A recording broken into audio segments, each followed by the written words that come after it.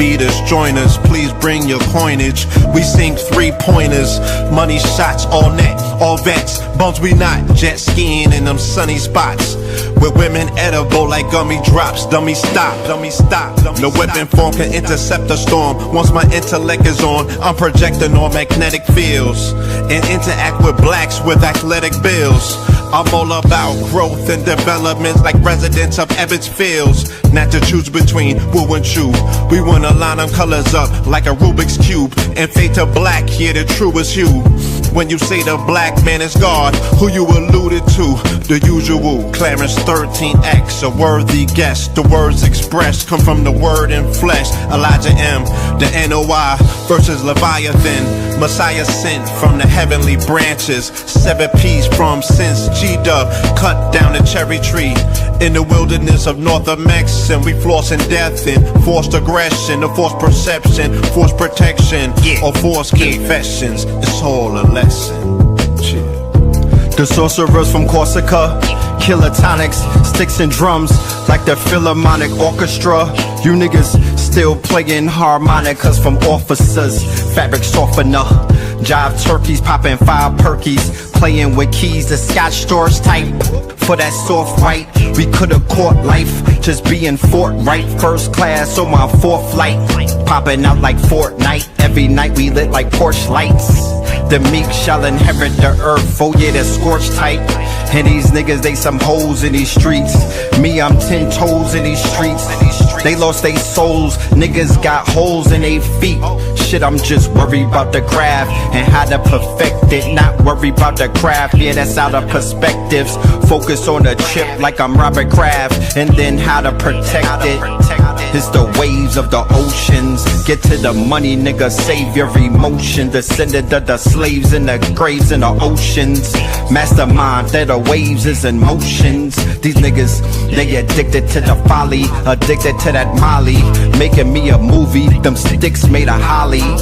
I'm Dr. Manhattan, sitting on top of Manhattan. When I get all 5 rings, snap my fingers and pop up on satin. Dressed in all black, yeah, drop top the Phantom. Bless.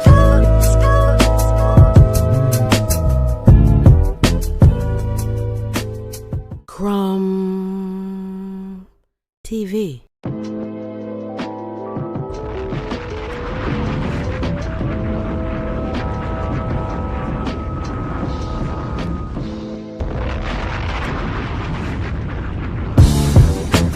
Can't beat us, join us, please bring your coinage. We sing 3-pointers, money shots, all net, all vets. Bumps we not, jet skiing in them sunny spots. With women edible like gummy drops. Dummy stop, dummy stop. No weapon form can intercept a storm. Once my intellect is on, I'm projecting on magnetic fields and interact with blacks with athletic bills. I'm all about growth and development like residents of Ebbets Fields. Not to choose between woo and chew. We wanna line them colors up like a Rubik's Cube and fade to black, here the truest hue. When you say the black man is God, who you alluded to? The usual, Clarence 13X, a worthy guess. The words expressed come from the word in flesh. Elijah M, the NOI versus Leviathan. Messiah sent from the heavenly branches. 7 P's from since G-Dub cut down the cherry tree. In the wilderness of North Mex, and we flossing death and forced aggression, or forced perception, forced protection, or forced confessions. It's all a lesson. The sorcerers from Corsica, killer tonics, sticks and drums like the Philharmonic Orchestra. You niggas still playing harmonicas from officers, fabric softener. Jive turkeys popping 5 perkies, playing with keys, the Scotch stores type. For that soft white, we could've caught life, just being forthright. First class on my 4th flight, popping out like Fortnite. Every night we lit like Porsche lights. The meek shall inherit the earth, oh yeah, the scorched type. And these niggas, they some hoes in these streets. Me, I'm 10 toes in these streets. They lost they souls, niggas got holes in they feet. Shit, I'm just worried about the craft and how to perfect it. Not worried about the craft, yeah, that's out of perspectives. Focus on the chip like I'm Robert Kraft, and then how to protect it. It's the waves of the oceans. Get to the money, nigga, save your emotion. Descended of the slaves in the graves in the oceans. Mastermind that the waves is in motions. These niggas, they addicted to the folly, addicted to that molly. Making me a movie, them sticks made of holly. I'm Dr. Manhattan, sitting on top of Manhattan. When I get all 5 rings, snap my fingers and pop up on satin. Dressed in all black, yeah, drop top the Phantom. Bless.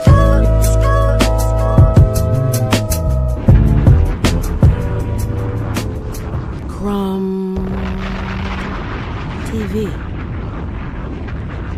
Indeed. Peace to the family, peace to you and yours. Peace to the family, peace to you and yours. And welcome to another episode of Melanin Mondays. You are now rocking with the best. Yes, this is your host for the evening, Brother Red Pillar. And that song that you just heard, ladies and gentlemen, that is Theta Waves, featuring the twin pillars, Red Pillar and Blue Pillar. All right. Yes. All right. Shout out to everybody in the building. Let's go. Okay. Salute to the family. The title of this episode is Bully. Shout out to Chicago Crypto Bully. But happy belated, beloved. You know what I'm talking about? I need to hit the Mo up because his birthday was on 4/4. Salute to Chicago Crypto. I got to get him on the platform very soon. There's definitely some things that we need to talk about.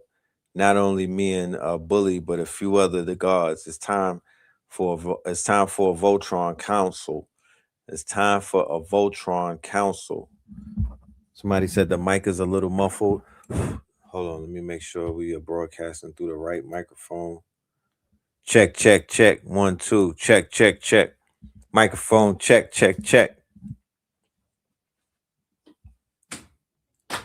Make sure we clear up in this thing. You know what I'm talking about? Yes, or microphone check. 1, 2. Aries, Bully in the build. Right. I know it's an old song, but Theta Wave the hardest shit out right now. You know what I'm talking about? Look, I feel the same way. You know, music is classic, first of all. And the new world that we live in right now, music is timeless. There's no date. There's no date on music right now. Music is music.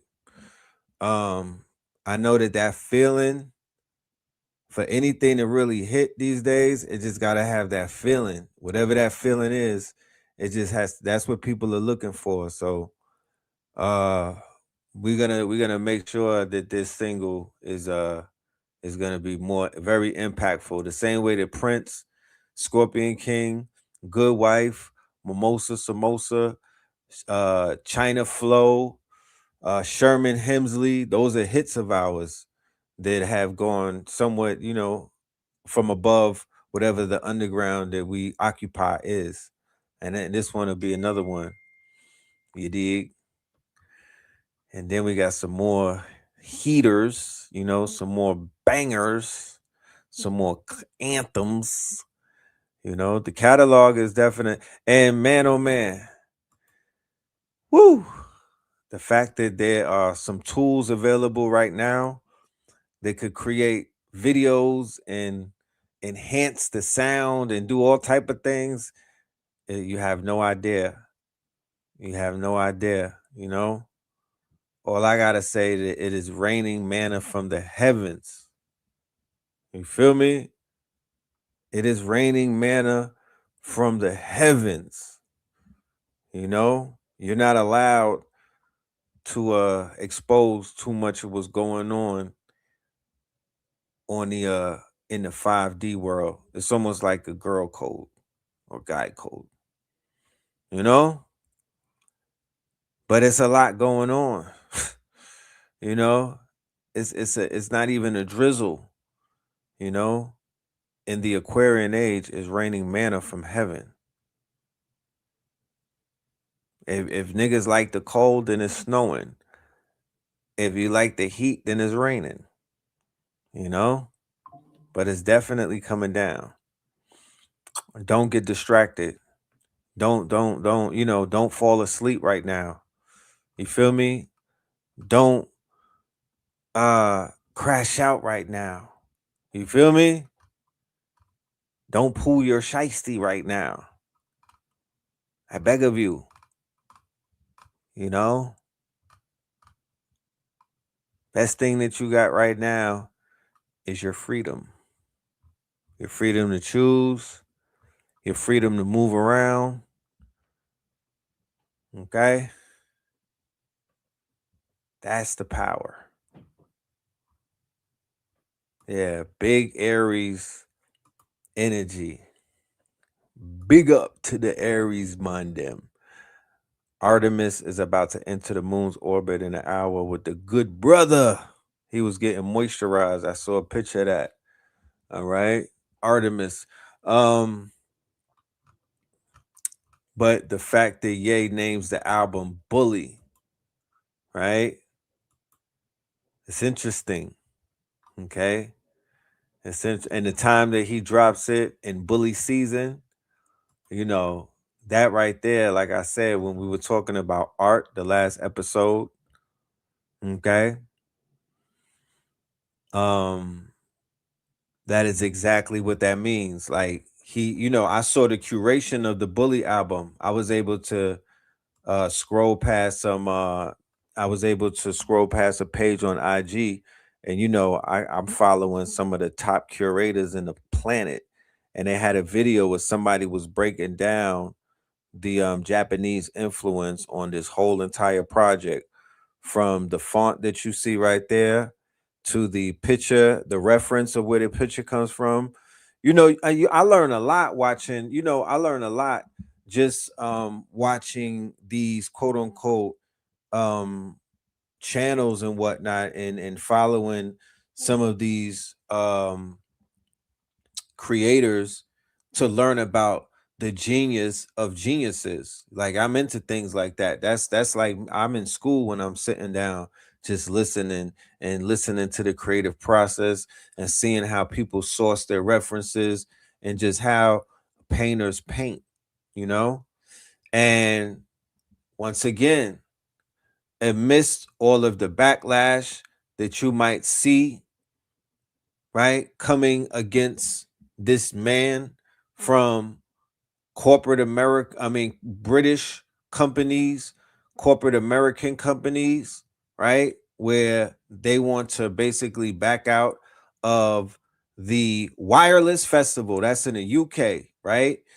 Coincidentally, the name of the way the poetic justice of it all, right? Like I say, the jokes write themselves. Pepsi, right? Pepsi Cola, right? The same Pepsi Cola that if you pour it on a pipe, it'll burn through it and whatnot. That Pepsi Cola that has contributed to all type of sicknesses, it's a very unhealthy product, and all of their subsidiaries and damn near everything that Pepsi represents. And I'm sure that there's a lot of people on the Epstein list who does business with Pepsi, holds stocks in Pepsi, and Pepsi is still supporting, and Pepsi's not backing out of. Then you have Diego, the spirit brand. They say, yeah, we're out of here too. So the spirits are backing out of the brand of another spirited brand, where this man is trying to get his spirit right, but these are quote unquote liquors and whatnot, and they want to back out, right? So, and then you have other brands that are exiting stage left. But when you look at what these brands represent, he's the antithesis to that brand. So they're showing their hypocrisy, as much as somebody may be like, oh, nah, that what they're doing is ethical and is right. Nah, no, it's not. No, it's not. No, it's not.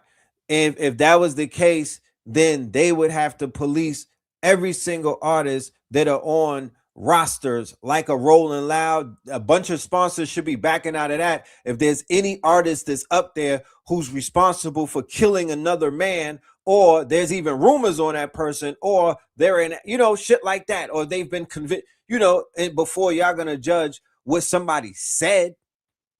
And to be honest with you, This is an artist who's doing art. At the end of the day, this is an artist that's doing art. Nobody can tell Kanye West you can't go in the studio and record an album named Bully and put it out.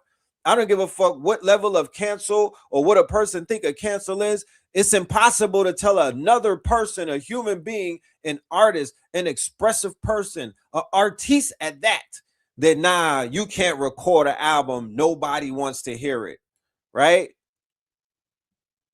Then the man sells out the stadium twice at 80,000, and then they're like, yeah, his streams, or he sold 170,000 albums when he came out. How, Sway? He sold 80,000 back to back. That's just 160 right there in human artists. So what the hell? How the hell is his album not 7 quote unquote million sold? The album is not trash.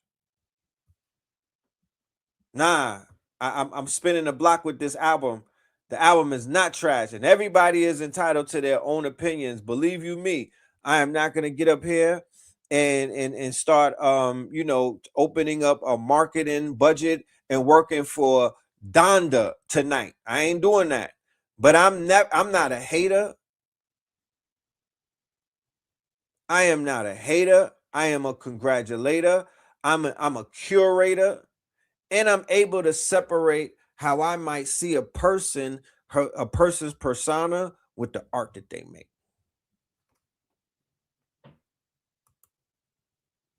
He's got Larry Jackson behind him. Larry Jackson is Gamma. Gamma is the multi-billion-dollar company that came out of the guy comes out of Apple. Larry Jackson. Go and watch his interview. If you're in the industry, is a must watch. You got to know who Larry Jackson is. You have to do the knowledge on Larry Jackson. Larry Jackson's relationship with Drake is why all of the artists are streaming right now. Facts. A black man did that. Larry Jackson sold Drake on the idea of the streaming in the same way that Liar Cohen sold. Who did he sell on the 360 deal? And that person locked everybody in. Who was that? Liar Cohen caught somebody's head. He captured somebody's crown. He beheaded one of these dudes and locked these niggas into the whole mindset of the 360, and they locked everybody else in. But Larry Jackson did that with Drake for the streaming shit, for Spotify and all of that. Larry Jackson, he's locked in. He's the reason. He's the machine. He's the silent machine behind Sexy Red, right? He got so the new record companies are not record companies, they're tech companies, right? The new record companies are necessarily data companies. So Gamma is more of a data company / distribution / tech company, right? That's why you were able to see Sexy Red everywhere, because they are masters at taking the data and geo-targeting, geolocating. He's using some of the more up-to-date, quote-unquote, formulas and, methods and whatnot to get his success. So the numbers that they're putting on to the Ye album, it doesn't make sense if he just sold out. You're selling concert tickets. You're not selling you know what I'm talking about? And I know people don't buy CDs anymore. And I know people are not buying physical copies of albums and things of that nature anymore. And and somehow you can't necessarily buy an album off of Spotify, right? You could just stream it. Now you can't own anything. But just to say that Son is only moving these amounts of units is a huge effing lie. I'm calling cap on that. That's Kaepernick. He shattered all of the quote unquote, remember, outside of anything else, because melanated people are throwing themselves in front of this whole Ye thing and everything, right? The most thing about the Ye is the shit that he said that he really crashed out about were true. The whole world is aware of that now. The man who he got on Alex Jones and was clowning when he had the mask on is called Satan Yahoo in many households now, right? Nobody said, oh, by the way, homie, you know that shit that you set off, you know, when you said it, it was wild uncomfortable, and we were so in our quote unquote, you know what I mean, we were so in our you know, we was in our Schindler's list. You know what I'm talking about? We niggas, Hiram was in the sunken place, nigga was in his shallow grave. You know what I'm talking about? You know, niggas was literally brain dead. You know, the juice boxes had you niggas underneath the spell. He was the first one to throw a rock to crack that shit, and it's been cracking ever since. You feel me? And it's been cracking ever since. It was cracking to the point where he didn't even have to put his hands on it anymore. He was able to sit back and apologize to niggas, kiss the yarmulke, say Shabbat Shalom, Shabbat Shalom. You know what I'm talking about? And do the dance and whatnot and get back in bed with these niggas while their whole shit started falling apart. Right? Remember, Fire Bun, he was able to chant them down with pure truths that even every single time that they struck him, every single time that they quote unquote crucified him and nailed him to the cross, every single time that they flogged him and whatnot, every single time that they humiliated him in the public, it was like when they did to Yeshua. It was like that they've done to all of the freedom fighters. We could go down a list of the people who they basically was able to ridicule and to drag through towns and whatnot, put heads on pikes and whatnot, quarter them, chop them up, you know, do all type of shit. Are you serious? Put them on stakes, my nigga. Yeah, the prophets. You know what I'm talking about? This shit has been going on for a very long time. It's not just sunning them. It's sunning them. You know what I'm talking about? They've been bumping up against people who have they have that spirit in them to go up against these motherfuckers since the Roman days.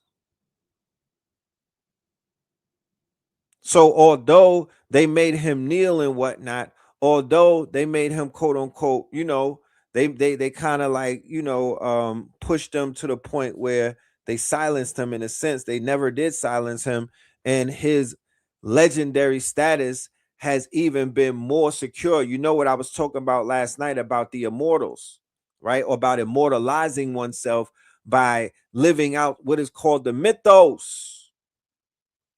By living out the mythos. So he is embodying the mythos. He is living it out to the fullest extent, regardless of what people may think about him or not. So there's no such thing as cancel culture. And like I said before, he was allegedly canceled for talking about the juice boxes, but he can't get canceled because he was telling niggas the truth. Prove him wrong. Prove him wrong. Right? So he has resurrected. His career is more lit. He could actually do a concert the day of the Wireless Festival, and it would be more people at his concert. They're only making him bigger by backing out. They're only making him a legend in the UK.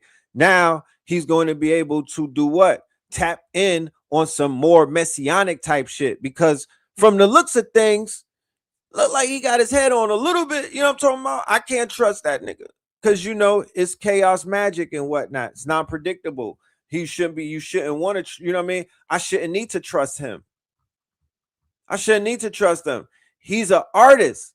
I trust that whatever the fuck he's doing, it is centered in his artistry. I do trust that. And there's no such thing. There's no definable term or definition of sanity these days.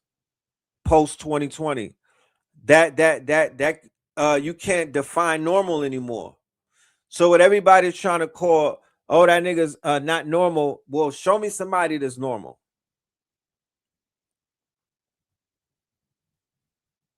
Show me somebody that's normal. You know?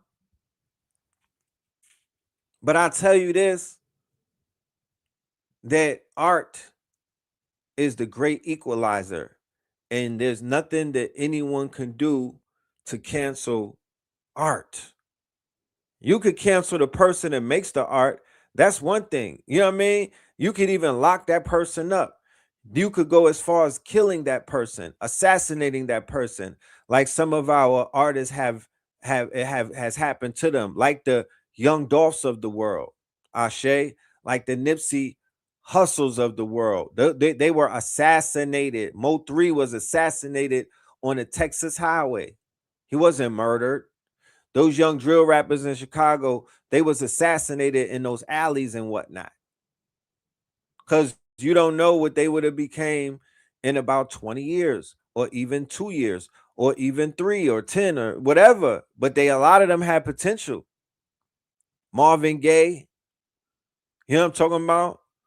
Biggie and Pac, you know? The music is where the power rests. There's nothing, not to say that there's nothing more powerful, but think about the music. Think of the music like the Wi-Fi.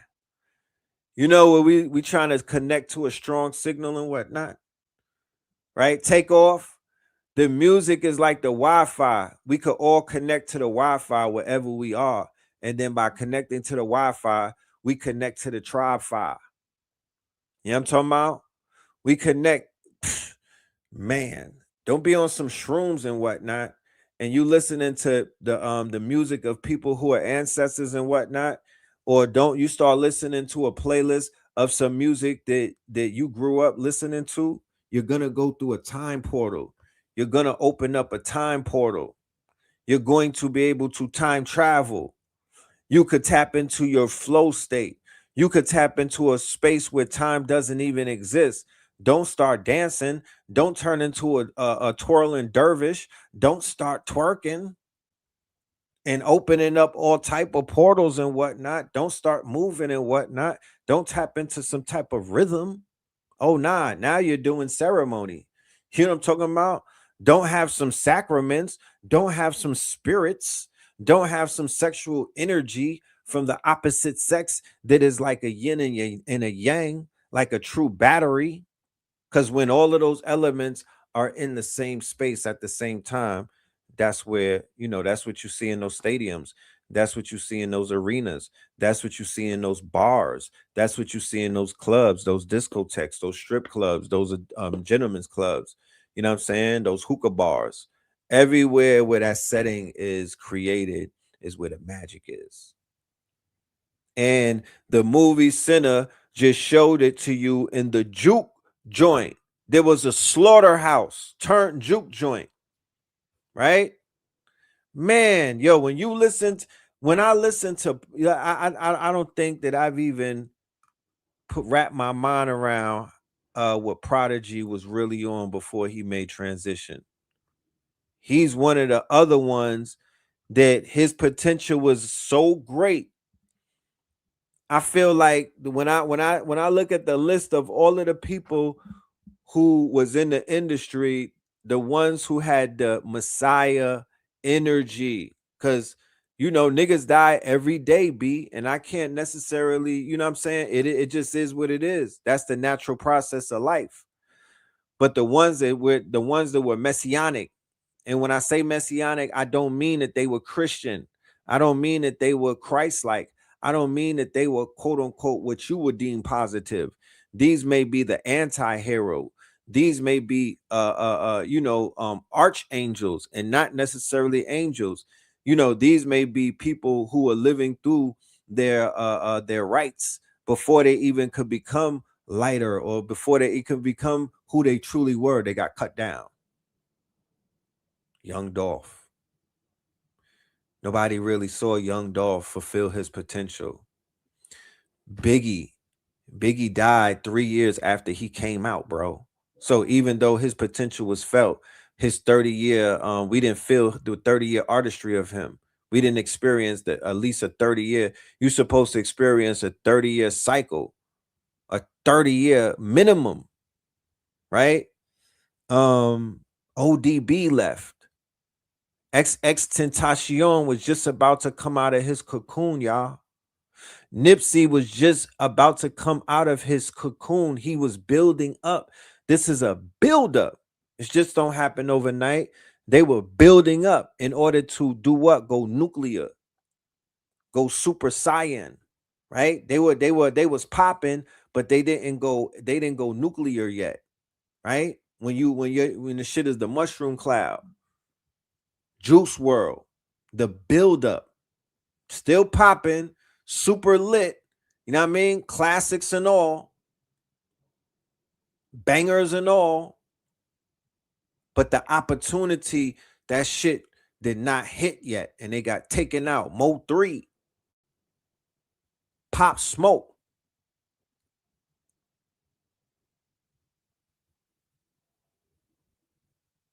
Right?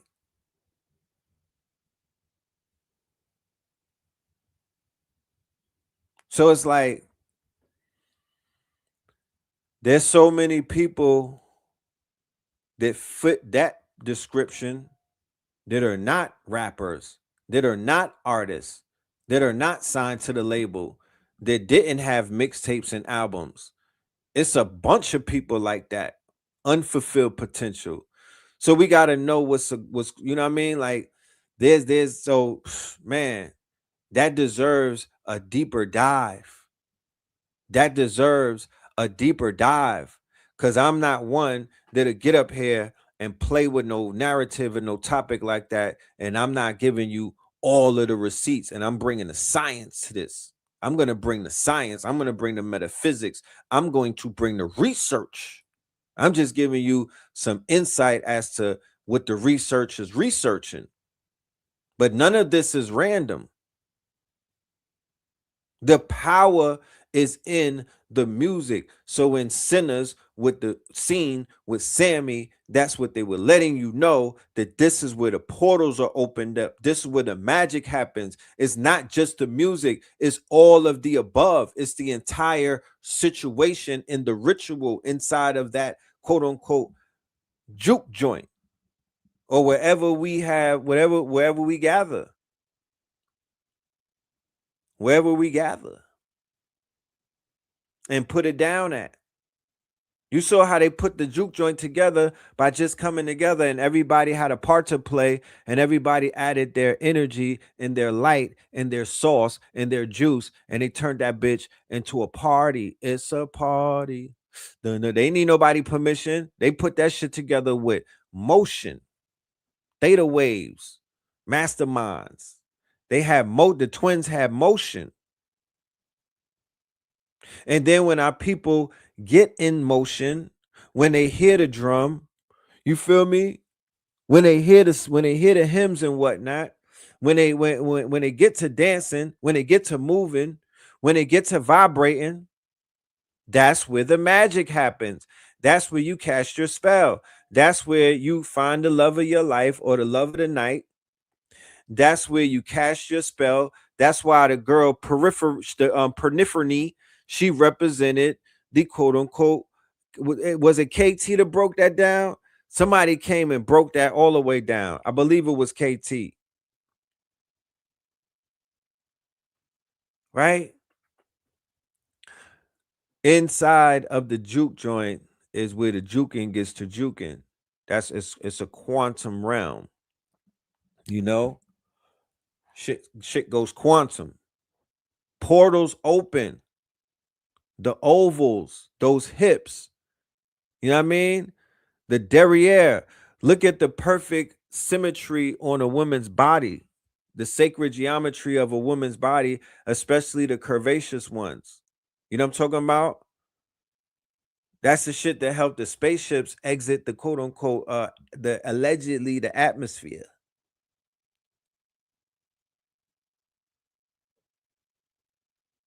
The science. You know? Women are magical. Dr. Ben said that the gates of heaven is through the portals of a black woman's thighs. Yeah, mounds on mounds, right? Sacred geometry. And then when you're dancing to the ones and the twos and the whatnot, the footwork is a mathematical equation.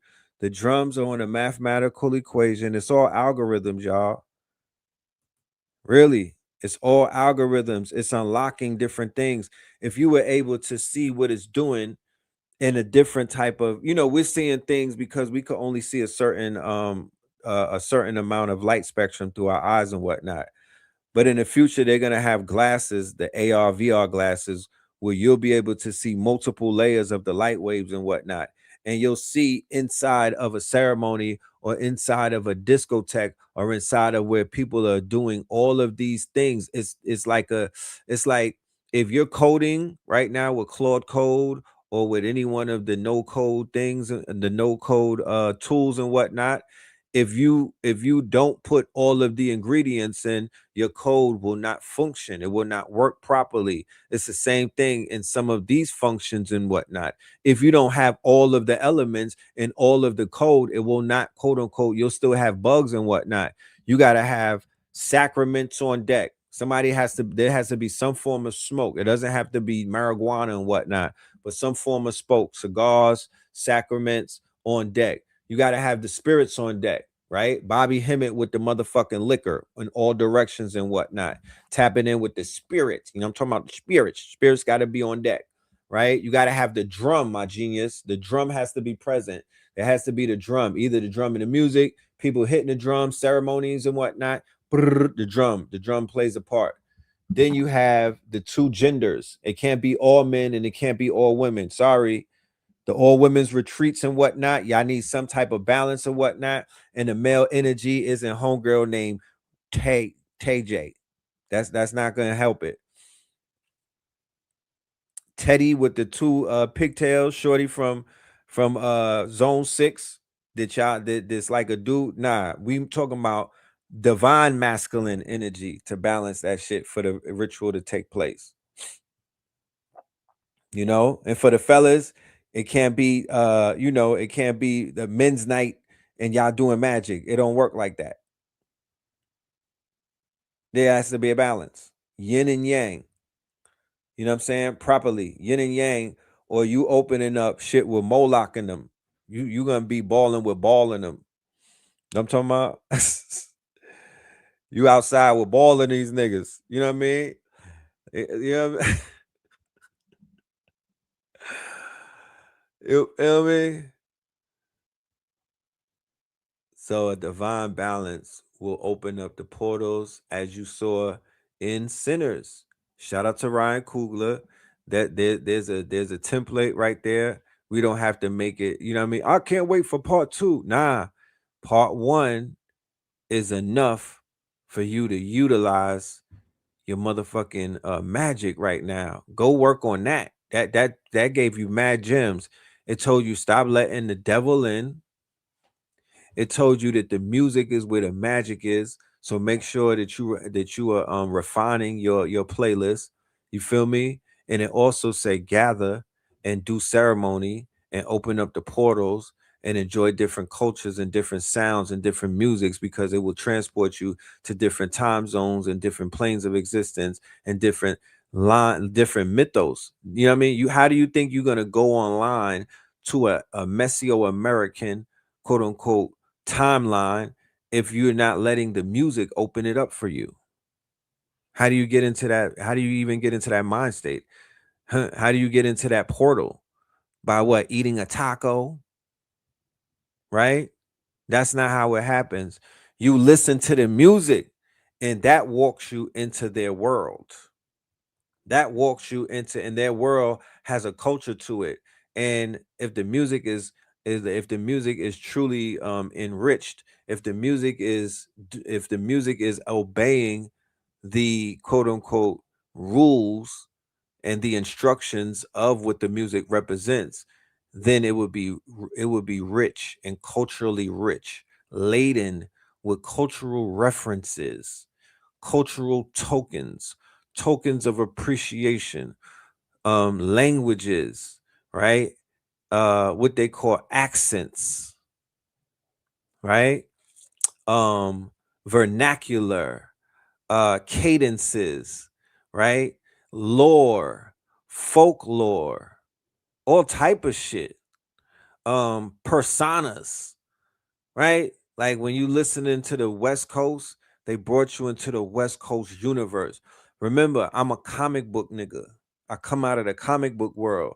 So I'm a comic book minded. I was comic book minded, and so is my entire generation. So remember, early hip hop was it was interwoven with the comic books, right? Swinging through your town like the neighborhood Spider Man. Everything that Wu Tang was talking about in the beginning had comic book references. This is how we speak. So when you hear somebody speaking your language, it doesn't matter what part of the world that you're in, it doesn't matter where you are and whatnot. You understand that person is speaking to you because that is something that everybody doesn't, that everybody don't speak like that because everybody doesn't have that experience, you know. But there's an interesting juxtaposition of fantasy, right? Our imaginations as children and whatnot, which tie into our imaginations of when we were children before this generation or before this timeline or before this epoch that we're in. Because remember, we was doing the version of cartoons and comic books. We had different versions of that, and that's like the Bible. The Bible is a comic book for the ancestors, like a graphic novel, you know, of the highest form, right? But yeah, Reggie Noble, Redman was Superman lover, right? Method Man was he was always kicking the comic book bars. Yes, Ye is inspired by Akira. That's where he got the spinning globe. He also got the power video. He's been referencing Akira throughout his whole career, going right back to what we're saying about artists. An artist speaks in a designer language. Artists they speak to you through their art. An artist is allowed to be crazy. An artist is allowed to be what you would call a hater. An artist is allowed to be flawed. An artist, as long as they could create art out of it, they are uncancelable, untouchable, unfuckwittable. If the art is arting, there's nothing that you can say about that because that is the rules of art. We're free to express ourselves. So even if he had a song called Hail Hitler, he's free to express himself. Nobody, you can't get mad at nobody making no songs if there's songs out here where there's on somebody's gravesite urinating on it, and Liar Cohen played that on YouTube and allowed it to get 500 million spins. I do. Let's stop with the hypocrite shit. There's songs where they got these kids like Tuka, right? They got Tuka, who was 15 years old, got killed at a bus stop in Chicago, and he appears in about 2,500 songs, and they're dissing him, talking about they're smoking on Tuka, and his mother had to hear every single song that her son's name is on because the people that make the song send it to her. Why did nobody talk about that? And that's something they'll get on Adam 22, they'll get on Vlad, they'll get on podcasts and brag about that shit. The niggas that send the songs out, and they got videos that are in the millions. That's what they're doing. That's just one kid. There's 1,000+ cases of that, to the point where there's whole Facebook groups of mothers of the killed rappers who talk about the fact that they're getting taunted by people putting their sons' names in their songs, in their images, and all type of shit. Yeah, like YBC Duel, super disrespectful before he got killed. Extremely disrespectful. Had a public beef with one of the mothers of a kid that he killed, and was wild disrespectful. And these kids are viral, and they mad at La Russell and whatnot because he said that Epstein was heaven sent, and he said that these other people were heaven sent. But I heard nobody say, "Yo, let's cancel the drill rappers out of Philadelphia. Them niggas is at war right now, and some of them are 16 and 17 and 18. Y'all seen what happened at 404 Day in Atlanta? I don't even want to pull the video up and whatnot. I don't even want to pull the video up and whatnot and show you the shootout that was going on in Piedmont Park. You know what I'm talking about? A park that we've been in Piedmont Park doing events on many occasions, but events like the Jazz Fest,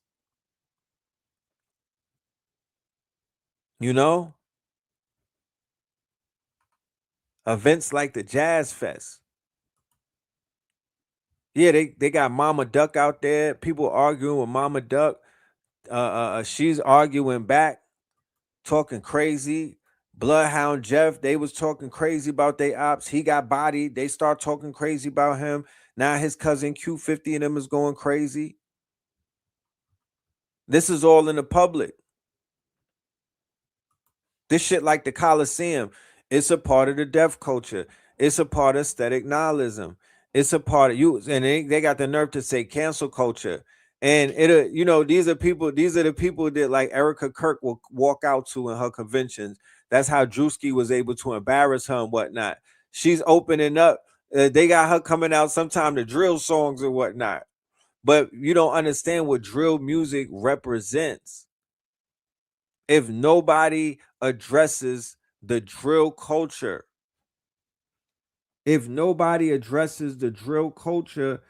what it really represents, then that is of supreme that is of supreme quote unquote biasness. That has to be some real high biasness. You really gotta be I'm not gonna do the hypocrite shit. Y'all are praising people who are real life killing people for no reason, but ain't say no thing. I don't hear they don't take enough Percocets to make them make a song about Epstein and nobody.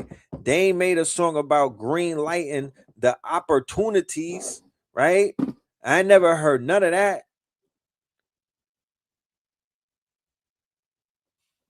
I ain't heard none of that. But it's a campaign against everybody melanated. It's Hunger Games. You feel me? It's just the Squid Games. Niggas will sit around and poly market one of these artists to get their brains put on a carpet, right? Before there was a poly market, they were on Black Twitter. They were on Snapchat. They was on Facebook and other places putting bets on what rappers would be killed. You do know this. And this is what a bunch of the what they call the YNs, the youth and whatnot.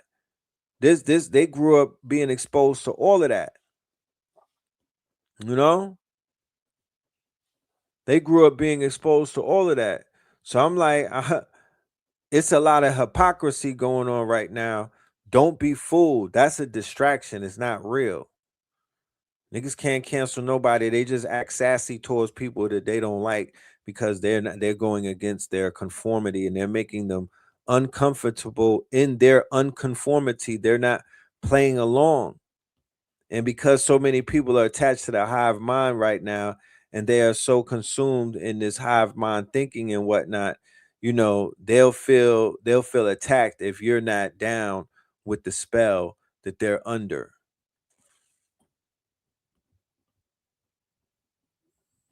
And that's crazy. I was looking for that Atlanta footage, but I don't see it. But it was a shootout. A young 16-year-old black girl. She got killed. I heard they had pictures of her on the internet.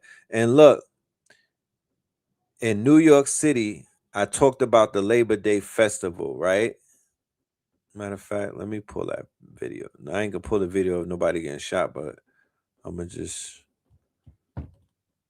These kids is shit sound like Iraq.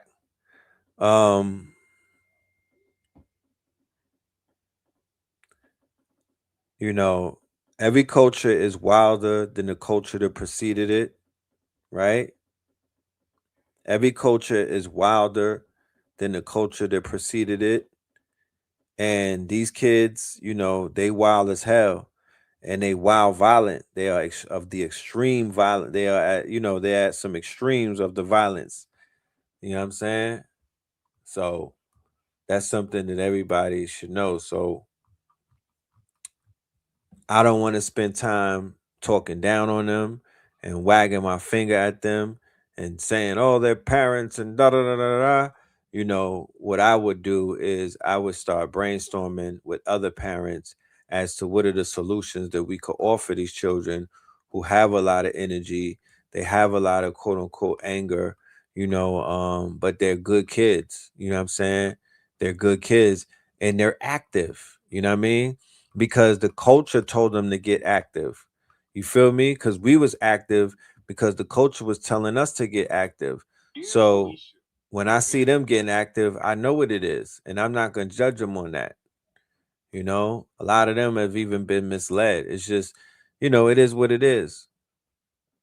It is what it is. I can think of, right? But they got potential. There's some of them that got potential. But what I do know is that culture, that shit needs to be disrupted. Just that crash out culture, that aimless shit, that just that just being super ignorant and being comfortable in your ignorance. Now, at the end of the day, I know that that's something that once again, when you were 16, were you ignorant? By a show of hands, press 1 if you was on some ignorant shit when you was 16, 17, and 18. Right? Because in New York City, we have an annual killing at the Labor Day parade. There's always somebody that gets sent up on the altar because literally that's just what it is. They're getting sacrificed and they're getting sent up on the altar. It's a blood sacrifice to like a Moloch, right? So this 404 day is turning into a blood sacrifice because there's at least one death. So if these carnivals is always taking lives, Juve is always taking lives, they want a body, you know? So that feeds whatever deity or whatever entity is being summoned and whatnot. But we was always on our wild shit. We was flirting with death, my nigga. That shit was heroic to us. We got a thrill of it. And we was looking for the ignorant shit. We were hunting it down. So when I see them wilding and whatnot, I'm just like, you know what? We gotta put it into perspective.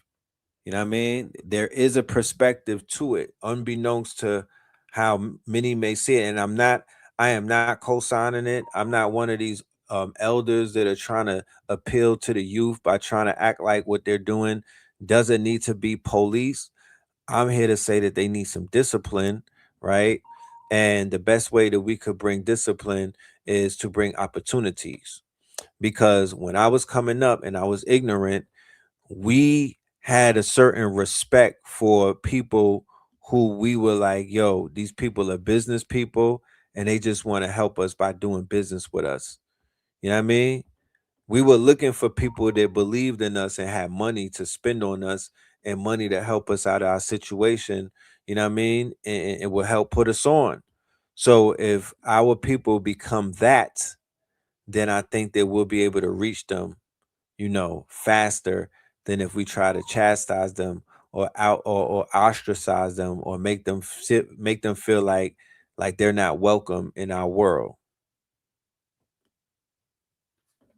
I think that's a bad move right there. Cause like I said, some of them might be demons, but a lot of them was good kids. Bad city.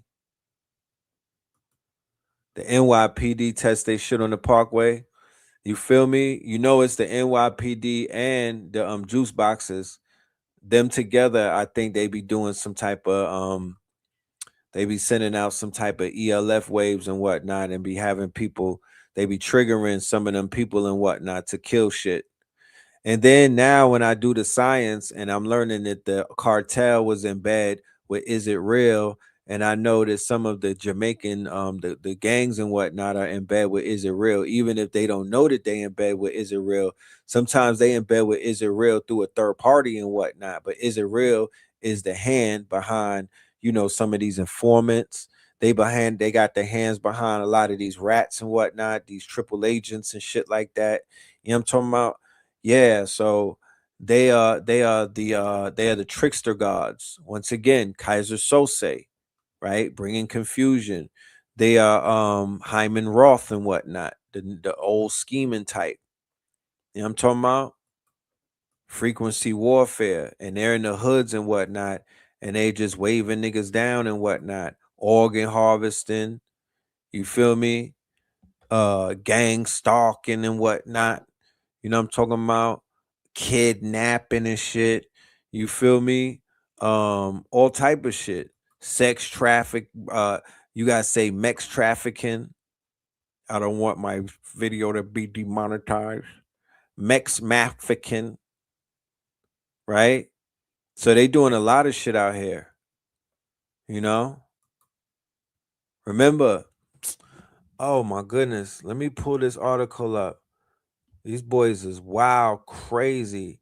They had an article where they uncovered a hitman team where these niggas was doing hits for the UAE. Who heard about that story?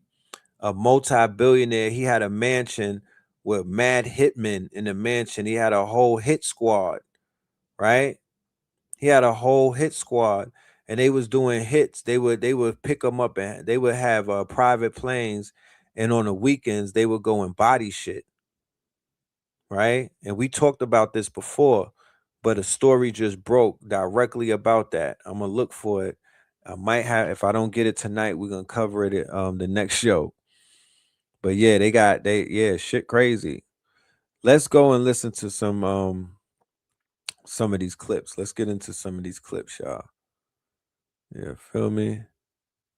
Let's get into, because we clipped up tonight. We clipped up. I'm gonna get into the Donald shit in a minute, but let's get into some of it. Matter of fact, let me get to the Donald shit right now. Let me get Bully out the way. Let's get Bully out the way, man. Country could be taken out in one night. The entire country could be taken out in one night, and that night might be tomorrow night. So which is it? Are you winding this down, Can't tell you. or are you escalating I can't tell it? you. I don't know.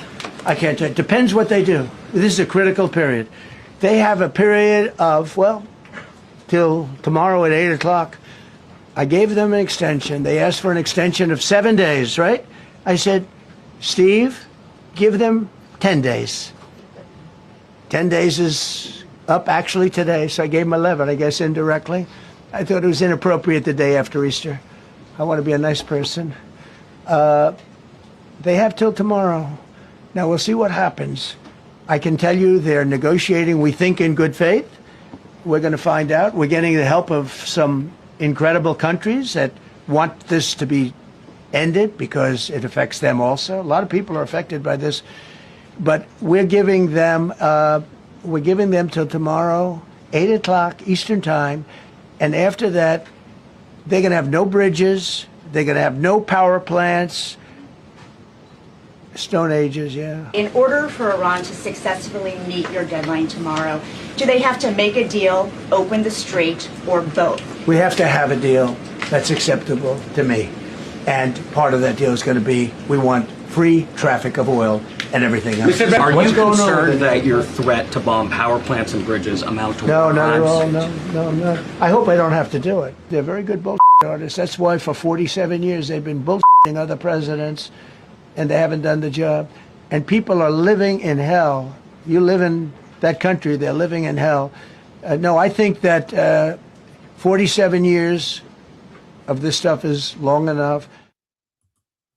Now, Donald Trump just finished one of the most unhinged press conferences that I think I've seen of him of a long time. Everything from him claiming that he may run for president of Venezuela, to threatening to jail a journalist, to sending Iran back to the Stone Age, and much more. Let me break it down for you in under 2 minutes. Donald Trump's press conference was concerning the war in Iran, and specifically the operation to rescue the service member in Iran. It started on message, and then he went to start threatening to jail a journalist of a media company, a company that reported that there was a second service member that had not yet been rescued. And he wants to know who leaked that information to the journalist, and the journalist doesn't give it up. He will jail that journalist. Can't do that. Then he went on to say that he may consider running for president of Venezuela. I'm serious. I'm not making this up, because he has highest poll numbers in Venezuela he's ever seen. He's great at language. He says he's going to learn Spanish and potentially run, probably being a little facetious over there. He said that Kim Jong-un called Joe Biden a mentally R-word person and proceeded to repeat that multiple times. says that he doesn't want to talk about what's off limits, but that by 12 o'clock midnight tomorrow night, he could theoretically bomb all power plants and bridges in Iran. And he was asked about his own mental health being examined and says he hasn't heard about any issues with his own mental health. Quote, "You're going to have more people like me." Spread the word, follow for more.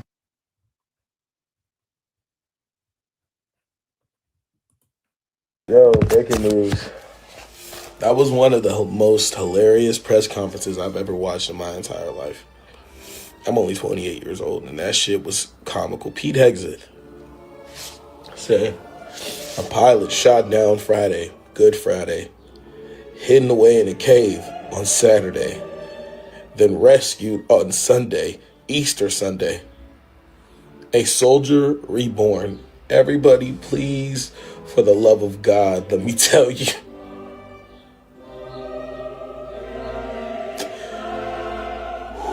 This administration is a fucking joke.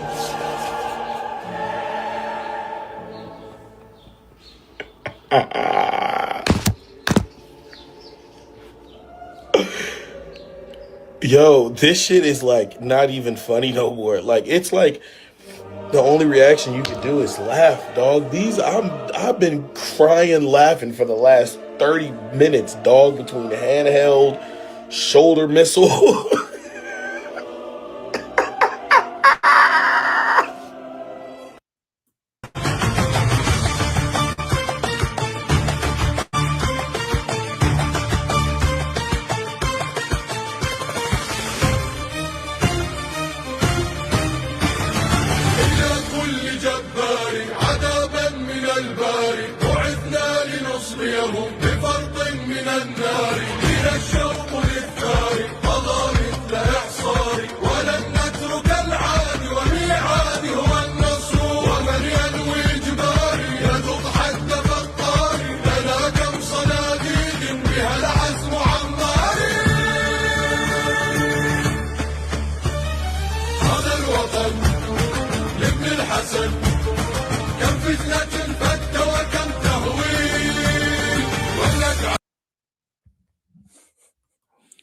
So they're saying that they really went inside of Iran and did a hit yesterday. While they were saying that they were trying to rescue the pilot, they were really going in there and taking more resources and whatnot. Is collapsing. If the war in Iran continues even just until the end of April, Kuwait's economy is predicted to decline by 14% for all of 2026. For comparison, the worst performing economy last year, which was Haiti, declined by only 3%. Even before the war, though, Kuwait's economy wasn't doing the best, with very little or no economic growth for the last 10 years. But to make matters worse, the war is not going to end at the end of April. I believe it's going to continue until 2027, but for what it's worth, around half of people on Polymarket think it's going to continue for at least another 3 months. What you're going to see for Kuwait is an economic collapse that is even worse than the Great Depression. One of the reasons for this, of course, is because oil and gas production, which accounts for 43% of the country's economy, has declined by at least 20%. But it's getting worse because at the time that I'm filming, for instance, the Mina Al Amadi refinery, which is one of the largest oil facilities in Kuwait and is responsible for 17% of oil production, has been hit by Iran. Same thing, for instance, with the headquarters of the Kuwait's Ministry of Oil. And this is huge because oil is also responsible for roughly 90% of the Kuwait government's revenue, which means over time you're going to see less government services provided to the common person. Now, data is not yet out regarding inflation for Kuwait, but we do know that for Gulf states, which includes Kuwait, the price of goods has increased by roughly 40 to 120%. In addition, we're also seeing large waves of people fleeing Kuwait, with of course the United States and other countries making evacuation orders. But rather than help people out, the Kuwait government has actually stripped 42,000 people of their citizenship. Kuwait's population was already in decline last year, but with over 2/3 of the population being foreign-born, many are now already reporting that many of these people have left and the streets of Kuwait are empty. So for all these reasons, because of course of the effects on the economy, the oil production being hit, and of course the people fleeing along with inflation, Kuwait is entering a situation where it is facing potential collapse. Thank you so much for watching this video. Please like and comment. I want to hear from you what you think. And please, of course, follow me. It makes a big difference. Cheers. News right now. This is video from Sharif University in Tehran, Iran, following intense bombings by the United States and Israel overnight. This is Iran's top science and engineering institution, and as one American congresswoman put it, it's akin to the American MIT, completely destroyed. Congresswoman Yasmin Ansari, who is an Iranian American, one of the only Iranian American members of Congress, says Sharif University is Iran's MIT. They've produced a huge number of engineers who've gone onto Silicon Valley and founded some of the most successful American tech companies. Why are we bombing a university in a city of 10 million people? It comes this morning as Israel strikes on Iran are escalating, targeting petrochemical facilities across the country. Israel has struck Iran's largest petrochemical facility this morning. There was a fire that was since brought under control. We're now nearing Donald Trump's deadline of tomorrow at 8 p.m. There are no negotiations happening right now. We'll see what happens next, but this is serious. Spread the word, follow along for more. I literally just got finished watching a video where one of the Iranian tribesmen described the moment where one of the fighter jets flew over his home and his children were able to hear the engines from the fighter jets. That's how low of an altitude they were flying. Like, it was causing shaking to their home. And he went outside with his rifle. He did the interview with his rifle, the exact same rifle that he used to shoot through the window of that fighter jet. He shot through the window 3 times and shot into different parts of the fighter jet before it ended up crashing and burning. So they had every intention on flying at low altitudes in Iran and killing as many people as they possibly could, because they thought that those tribes people out there, that they were either stupid, unequipped, or just were no match for their fighter jets. Except one of the things that they completely just went over their heads is that these motherfuckers know how to fight.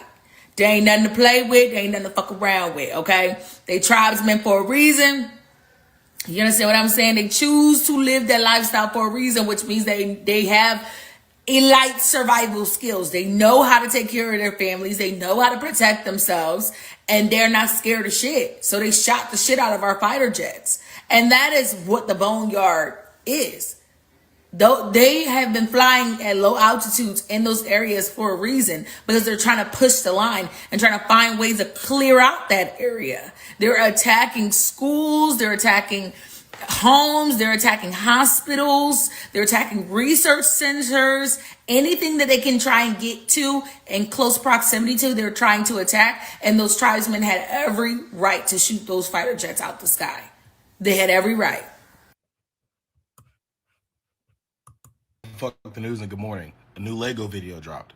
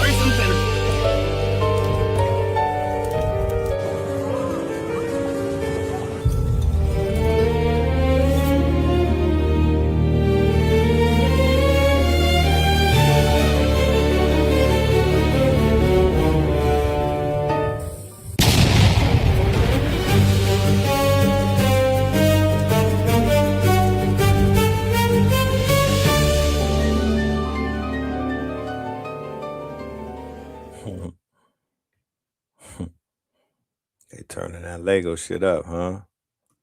They got Legoland lit right now. You know what I'm talking about? They got Legoland lit.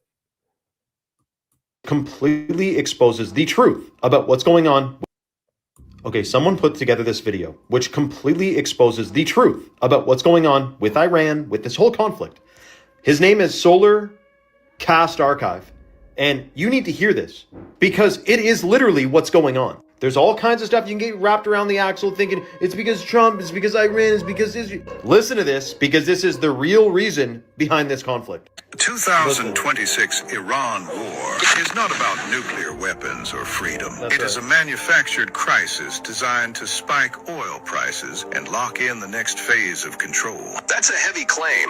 Walk me through the receipts. Oil prices jumped over 40% in the first few weeks, exactly like 1973, 1991, 2003, and 2011. Every major Middle East conflict conveniently creates an oil shock. You're saying the pain is intentional? Yes. Then they roll out the solution, electric vehicles. They tell you EVs will save you from high gas prices. But most people can't afford a $50,000 electric car when everything is already expensive.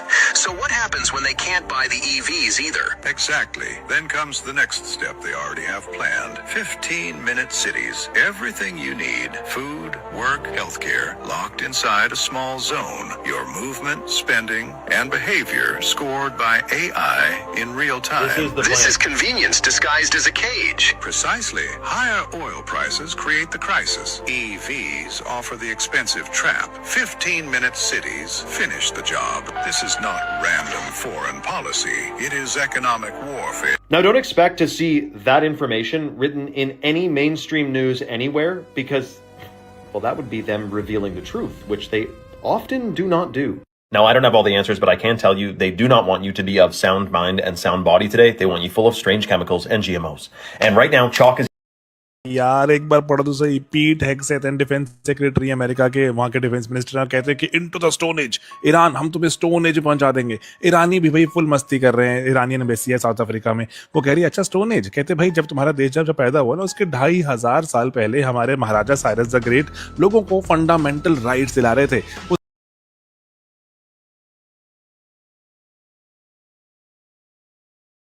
So Trump got in this bully shit and said that he was gonna bomb them in the Stone Ages.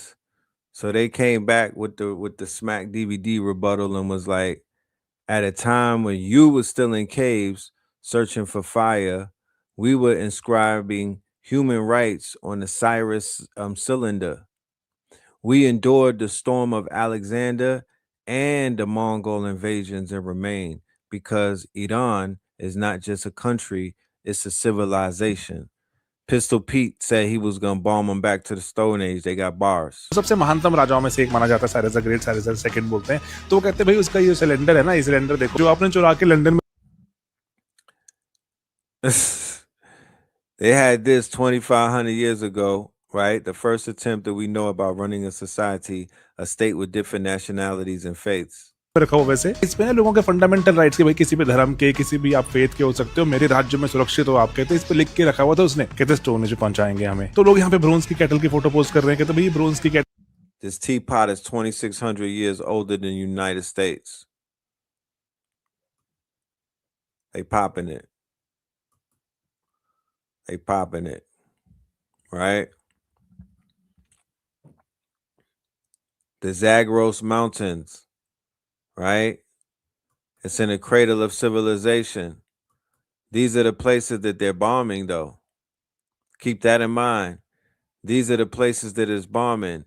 And in Iran, right, they are highly educated, often appearing fourth with scores around 104 to 106 in international studies and whatnot. A majority of them are PhDs. They have a lot of women over there that are PhDs as well.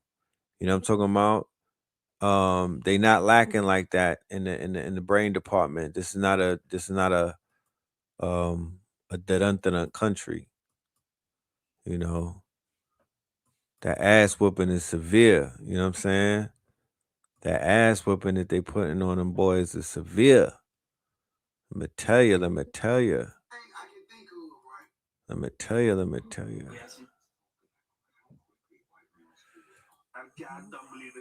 All right.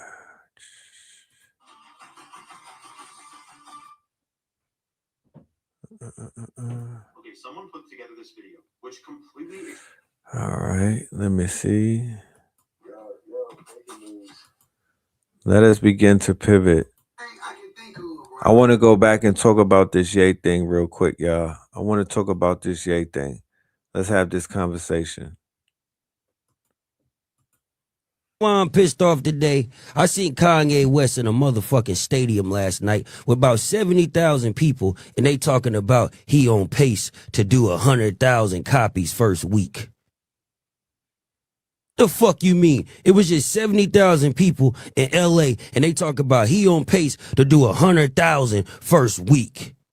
Nigga, you telling me them 70,000 people ain't listened to that album more than once? Play the song more than once? Some ain't right about how these streams is getting calculated, and we gotta figure out what the fuck that is. Something is not right. Something is not the fuck right. How is it a nigga could get 70,000 fucking people in a stadium, but he's on course to do 100,000 streams the first week? How are they even counting these motherfucking streams? Because everybody's streams is different. The bigger the artist you are, the more your payout is. You get more money.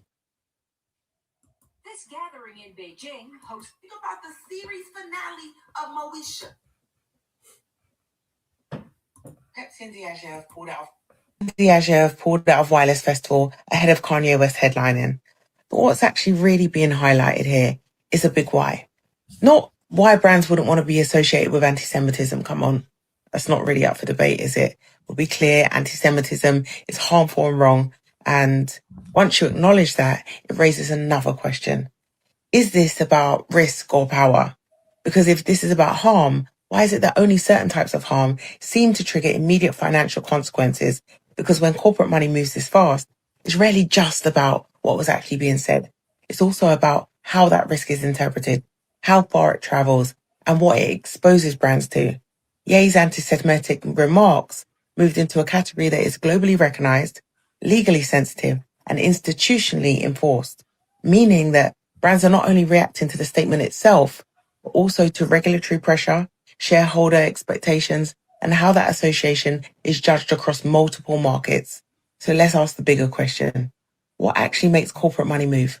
I mean, drill, rap music has narrated violence in black communities for years and brands stayed in the building, right? FIFA World Cup hosted a tournament with documented worker deaths and sponsors renewed their deals. And across football and more broadly, brands have continued to sponsor environments where racism has been reported repeatedly without the same immediate withdrawal of capital. But anti-Semitism triggered an immediate corporate exit. The question isn't whether one is worse than the other.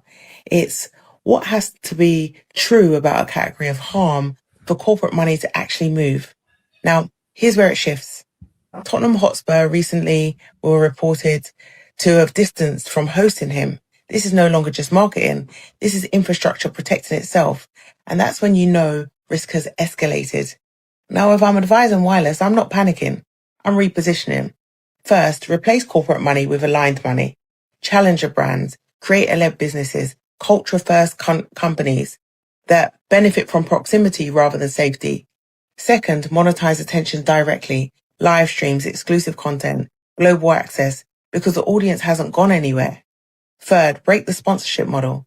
Stop relying on a few large partners and rebuild across multiple smaller deals. For example, stage partners, creator-led activations, and paid live stream slots.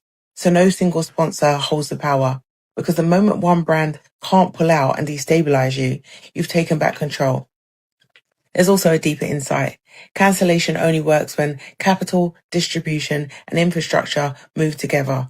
If the audience stays and the new money replaces old money, then this isn't cancellation, it's a reallocation of power. And if Wireless pulls this off, brands stop leading culture and start following it. What are your thoughts though?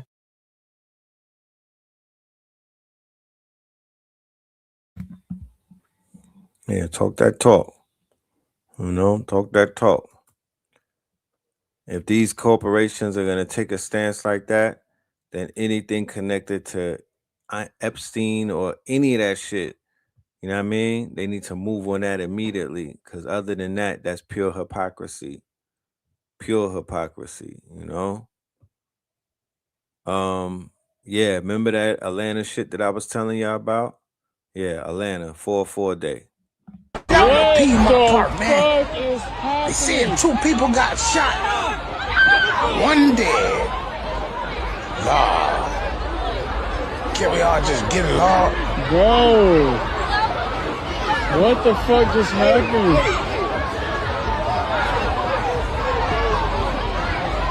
Bro. That's why we can't have nice things. What the fuck? Oh my God. Oh shit. Come here.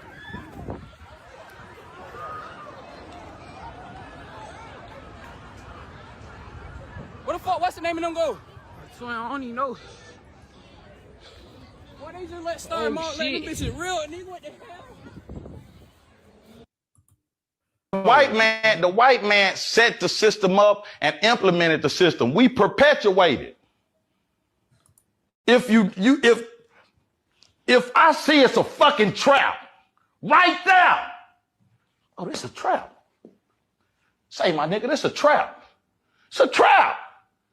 And I still walk. You're a stupid bitch ass nigga.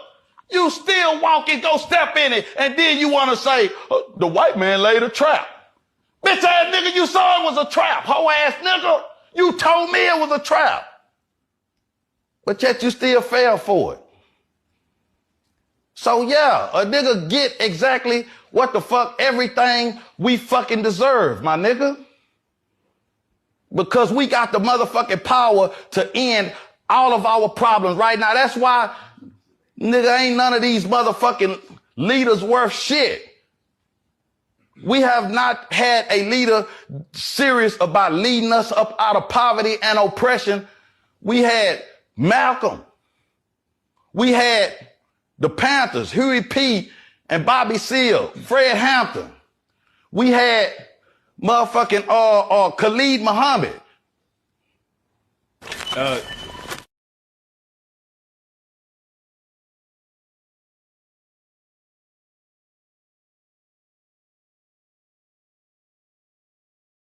How quickly white males fall apart in the face of black women excellence. My wife's school, University of South Carolina, just dismantled the University of Connecticut. 62-48 in the Final Four. Dominant, complete, done. Dawn Staley coached her team to a 14-point win, and they're heading to the national championship again.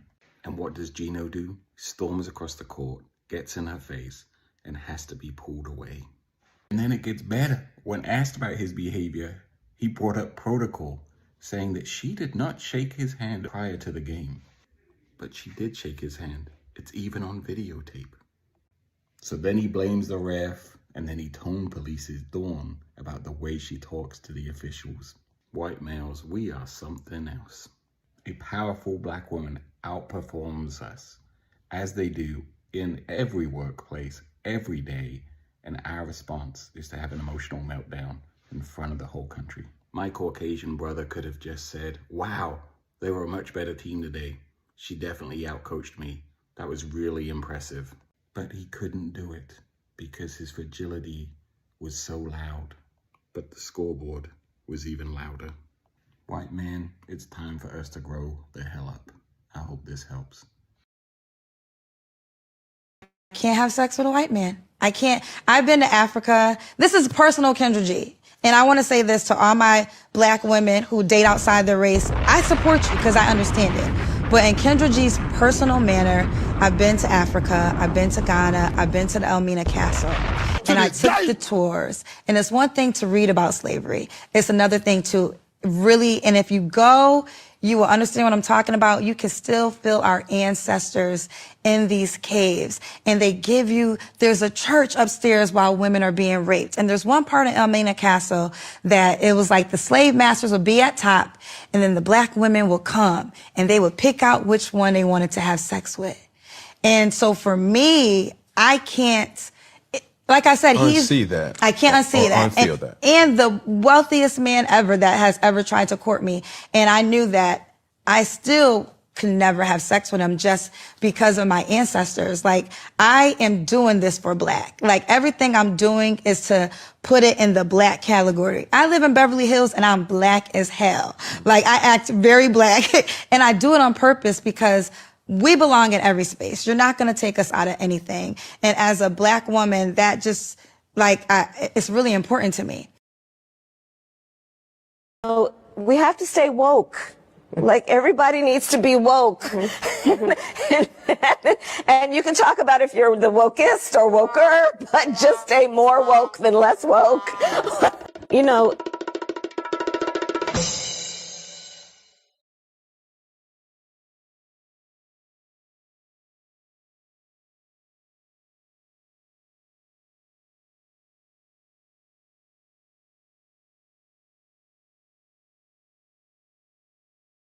One sentence that exposes the entire financial system, and most people's brains glitch when they hear it. If the government can print unlimited money, why do they need your taxes? Look, your chest felt that before your mind tried to explain it away, because your instincts know exactly what this means. The system was never built to support you. It was built to extract you. Governments don't tax you because they need money. They can print trillions overnight. They tax you because they need control, compliance, and forced participation in their currency. And here's where it gets wild. If they stop taxing you, the entire illusion collapses in under a decade. Look, taxes do three things. 1, they force you to use their currency. 2, they force you to work for their currency. 3, they force you to stay plugged into a system that mathematically is designed to make you poorer every single year. Inflation is the real tax, the one they don't ask permission for. They dilute the money supply and your savings shrink while you sleep. Look, inflation steals more from you than the IRS ever will. And here's the part nobody wants to acknowledge. If your income does not grow faster than inflation, you're not middle class, you're slowly shrinking. But the system keeps telling you you're fine because you're still breathing. So when Bukele said that line, he wasn't being rebellious. He was telling you what the elites pray you never understand. Money is not scarce. Your awareness is. So look, a money system with a fixed supply does not let them dilute your life force. It doesn't let them print away your time. It doesn't let them reset the game every decade while you start over at level 1. That's why alternative systems terrify governments. Not because they're dangerous, but because they're uncomfortable. And if you're feeling something in your chest right now, that's not anxiety. That's your field recognizing truth it was never supposed to hear. Comment, scroll, and get your scroll scan. If you're waking up financially, your soul is waking up too. Indeed, indeed, indeed, indeed. Shout out to Brosy. We are at the 1 hour and a half mark, ladies and gentlemen. I want to bring a word from our sponsors, V-Cell Seamoss. We will be right back. Get yourself a stretch, some water, or you could go and get your Seamoss. All right. Shout out to our sponsors, V-Cell Seamoss. Make sure y'all get your V-Cell Seamoss and get your vitamins. All right. Get your Seamoss. This is right out the jar. You don't have to prepare it. You don't have to do anything but refrigerate it. And it tastes like applesauce.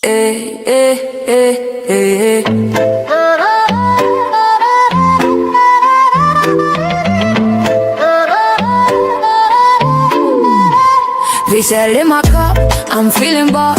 21 flavors powered by Seamoss. Flow from within, yeah, we never fall off. Run it up, 99 minerals, flaws. V-Cell in my cup, I'm feeling right. Sip to the sunrise, dance to the night. From the ocean's kiss to your city lights. 21 flavors, pure health in every bite.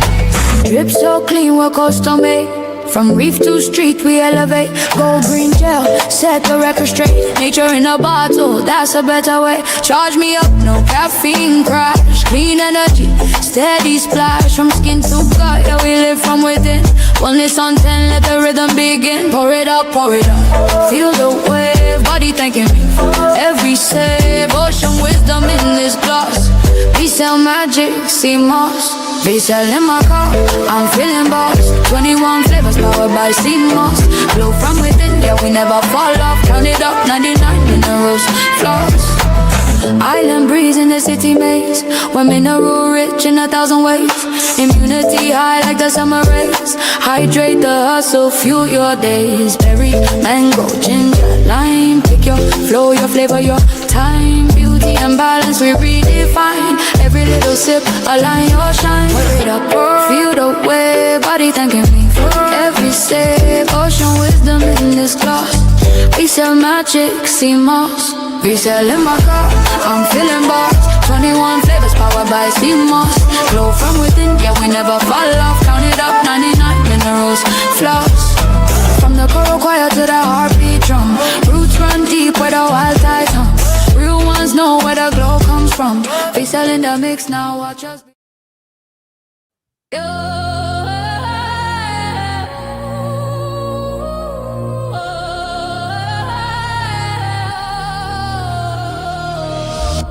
In Brooklyn shadow, dreams come alive. At dawn's new light, let your spirit thrive. Breathing courage, let your strength ascend. Dark fire rise and let the power blend. Your aura's a beacon, luck finds its way. With bold steps forward, seize a new day. Shout it proud, success is my own fate. I'm glimmering now, it's time to elevate. I'm a magnet for dreams, success my claim. In sync with fortune, dancing in the game. Wealth cascades freely, triumph ignites, my heart's ready, soaring to new heights. Gentle, it's a rhythm in your soul's beat. Fueling your drive, making goals complete. Your aura's a magnet, attracting sway. Dance with prosperity night into day. Riches may flow, but spirit stands tall. Growth the reward, answering the call. Money's a vessel, clarity's the map. No rush needed, wealth's in your grasp.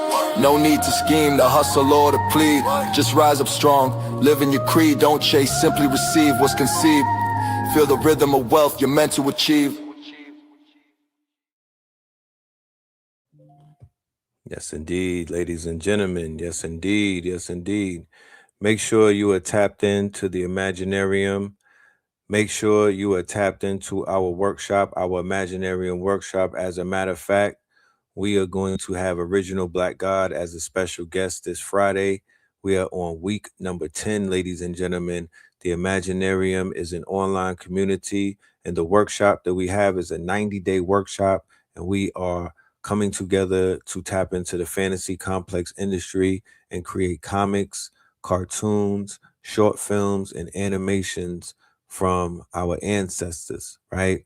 Anything, all of the characters, all of the stories, all of the narratives, all of the folklore that we have in our imagination is coming to the surface, all right? This is a community of creatives, of entrepreneurs, of visionaries, of artists, of concept artists, directors, orchestrators, and owners, okay? Ladies and gentlemen, scan the QR code. I'm going to put a QR code on the screen.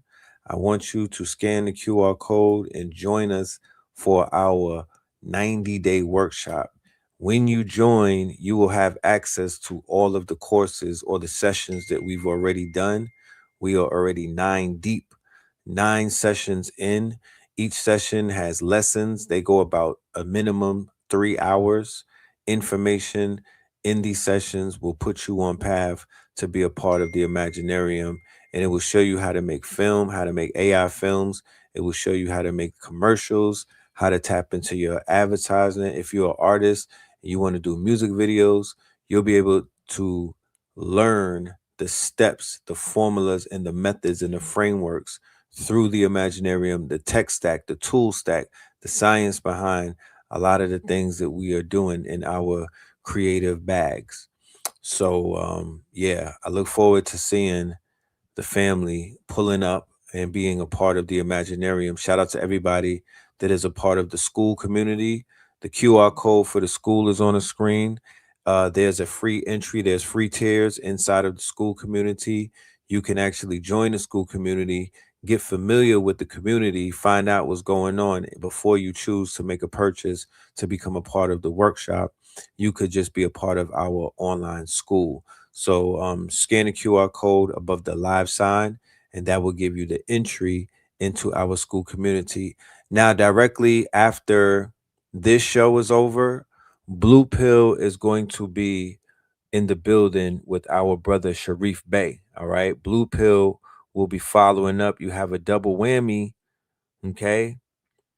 You have a double whammy tonight. All right. You'll have Red Pill and you'll also have Blue Pill immediately afterwards at 9 p.m. Okay.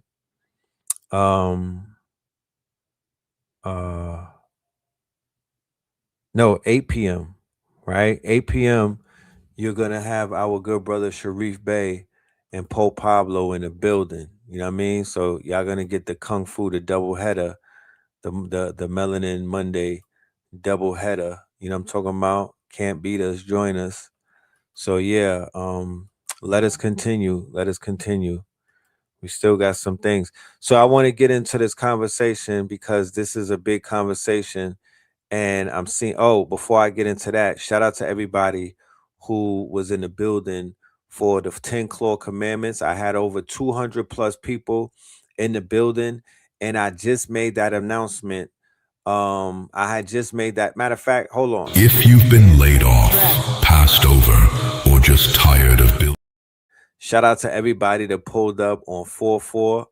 I had made the announcement on the 2nd, and I already had 200 something plus people in the building. Whoever was in the chat, who was in the 10 Claw Commandments, give me a shout out. Let us know that you're in the building.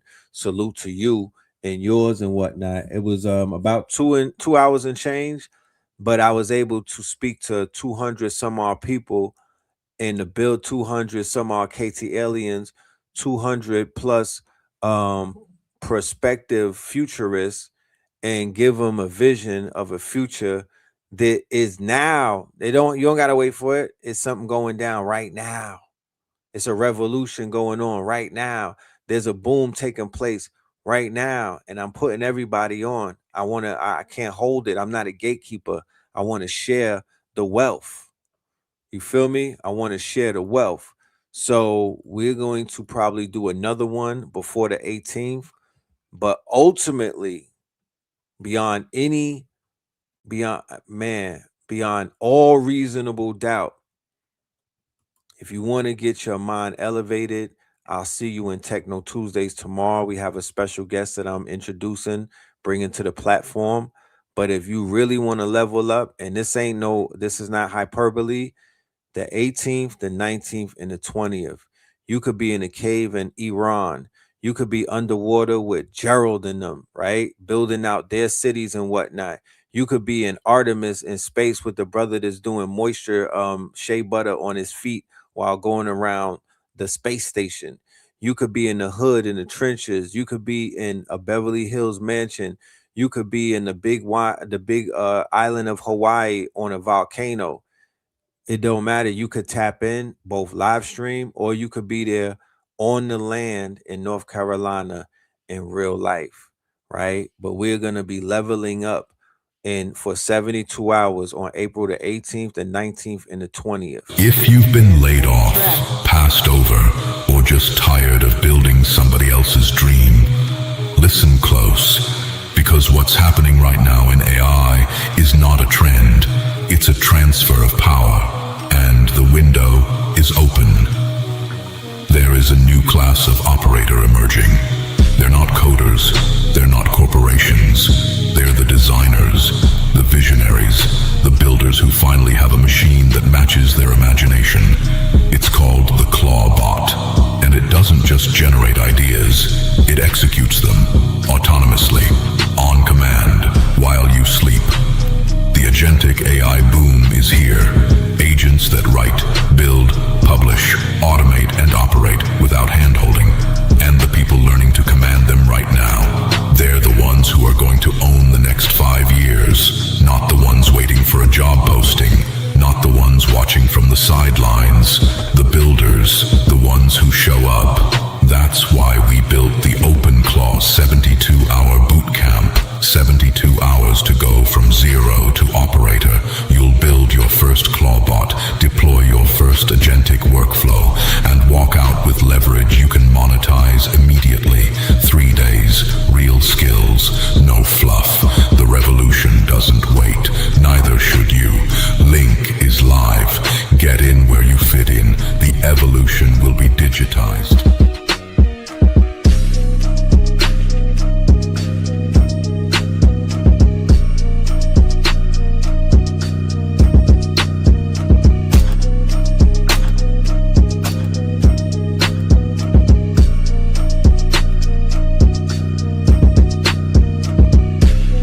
Gathering in Beijing, hosted by internet giant Baidu, hundreds of people line up to get OpenClaw onto their laptops and phones. The Austrian-designed AI agent is all the rage in China. At this gathering in Beijing, hosted by internet giant Baidu, hundreds of people line up to get OpenClaw onto their laptops and phones. The Austrian-designed AI agent is all the rage in China. Events teaching people how to use OpenClaw, or raise a lobster, as Chinese people say, are popping up across the country. This one is a full house. OpenClaw has become really hot. China has already surpassed the US in adopting the open source software, which can run anything on a computer for you without you. You can tell it to search the web, buy plane tickets, even direct other bots. Wang Xiaoyan is using it to build her one-man band of a business, referred to in China as a one-person company. Human employees need rest, but OpenClaw can run 24/7, she says. The mania over raising a lobster is, in theory, exactly what the Chinese government wants. Last summer, Beijing unveiled a blueprint meant to heat up the economy by diffusing AI across 90% of industries and all society by 2030. The government pushing, making a direction, and so that's why the big enterprise like Tencent, Alibaba have the motivation to build the open cloud better for normal people. Local governments are in on the game. Fam, I don't chase the hype. This is not a hype train, and this is definitely not something where I'm doing something that I have not spent more than 10,000 hours studying, and I'm still studying it. But I promise you, I'm bringing you solutions when there are mass distractions going on right now. The future is in your hands. The future is here. We are going to be the ones that are going to change the future. It's going to come from us. You feel me? Not us, and particularly those of us who are active right now, those of us who get right to it. We are going to be the ones who are going to be able to do what? Have a vision for 100 years, a 30-30 vision, not a 20-30, a 30-30, right? You might not be able to think in 100-year terms if you're thinking in lack and whatnot, if you don't know where your next dollar is coming from, you feel me? Or if you just think that you're going to be a thousandaire, or if you just think that you're going to rest on a 401k. Nah, we're thinking super big. We're thinking quantum right now. I apologize for anybody if I take off and leave, but you know, it's really time to lock in. Well, I'm telling you, the 72-hour boot camp in the Carolinas. Don't wait for the next one either, because the next one is not gonna be nothing like the first one. Every single one of the boot camps are going to be unique in their own way. You need this right here. Time is waiting for no one. We live in the quantum quickening. By the time you get up with me the next time, it's gonna probably already be too late. You know what I'm saying? The advantage right now is being early. That's why they in China making sure that they line up to get their clawbot set up, because they understand what the hell is going on right now and they're taking full advantage. I want y'all to take full advantage. You lose nothing. You actually getting this at a super discount. They're doing this at $5,000 around. It's $5,000 to do boot camps with anything clawbot related right now. If going into hooking up a clawbot to a Fortune 500 company, it starts at a minimum of $5,000. Go and do the research on that. Go and do research on that. Just one clawbot They're selling claw bots between $5,000 and $10,000 to Fortune 500s just to set it up. They want $4,000. I'm telling y'all, let's lock in for 72 hours at $444, and we got discount codes. And then the ones online is at $333, and that's for 72 hours. I'm talking about locked in, taking breaks only to rest ourselves and to tap into nature. So, make your next move your best move. It's gonna have to sell. It's selling itself. You know what I mean? You'll never get a deal like this ever again. And I'm just here to let you know. And the reason why I'm doing it in nature is because it's such a beautiful thing that it would be a sin to do it inside and not nature get a piece of this evolutionary movement that we're about to build up. I want us to tap into Mother Earth. I want us to tap into the sun. I want us to receive the neutrinos, to build up our auras and whatnot, to get the downloads, to get charged up, to be off the grid, because ultimately utilizing this technology is going to help us build our communities off the grid 100x and 10x faster. We ain't going to do that shit selling shea butter. I give up on that one. You know what I'm talking about? We're not going to do that doing lectures. You know what I mean? We're not going to do that shaking a cup or doing no goddamn crowdfunding and whatnot, or no susu. You know what I'm saying? If that was the case, then there would be all type of cul-de-sacs and communities, and you know what I mean? There would be a lot of things already in motion. But now it's in motion. We have the power of a supercomputer in our hands. All you got to do is tap in, and we'll take it from there. Did I steer you wrong yet?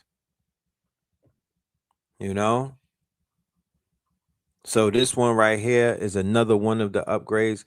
We've been sharing upgrades with the family nonstop for damn near, for many, many years. But in this lane right here, in this niche right here, we've been going hard body with this information since 2020. Back to back to back to back, 100 income streams. Now it's a reality. The evolution will be digitized. That's in 2015. You feel me? The Facts Initiative, food, art, clothes, technology, shelter. Wait till that shit gets run through the claw bot. Wait till I claw that up. You know what I'm talking about? Oh my goodness. You know what I mean? Wait till that runs through. Wait till I run that shit through anti-gravity and all of them other bro.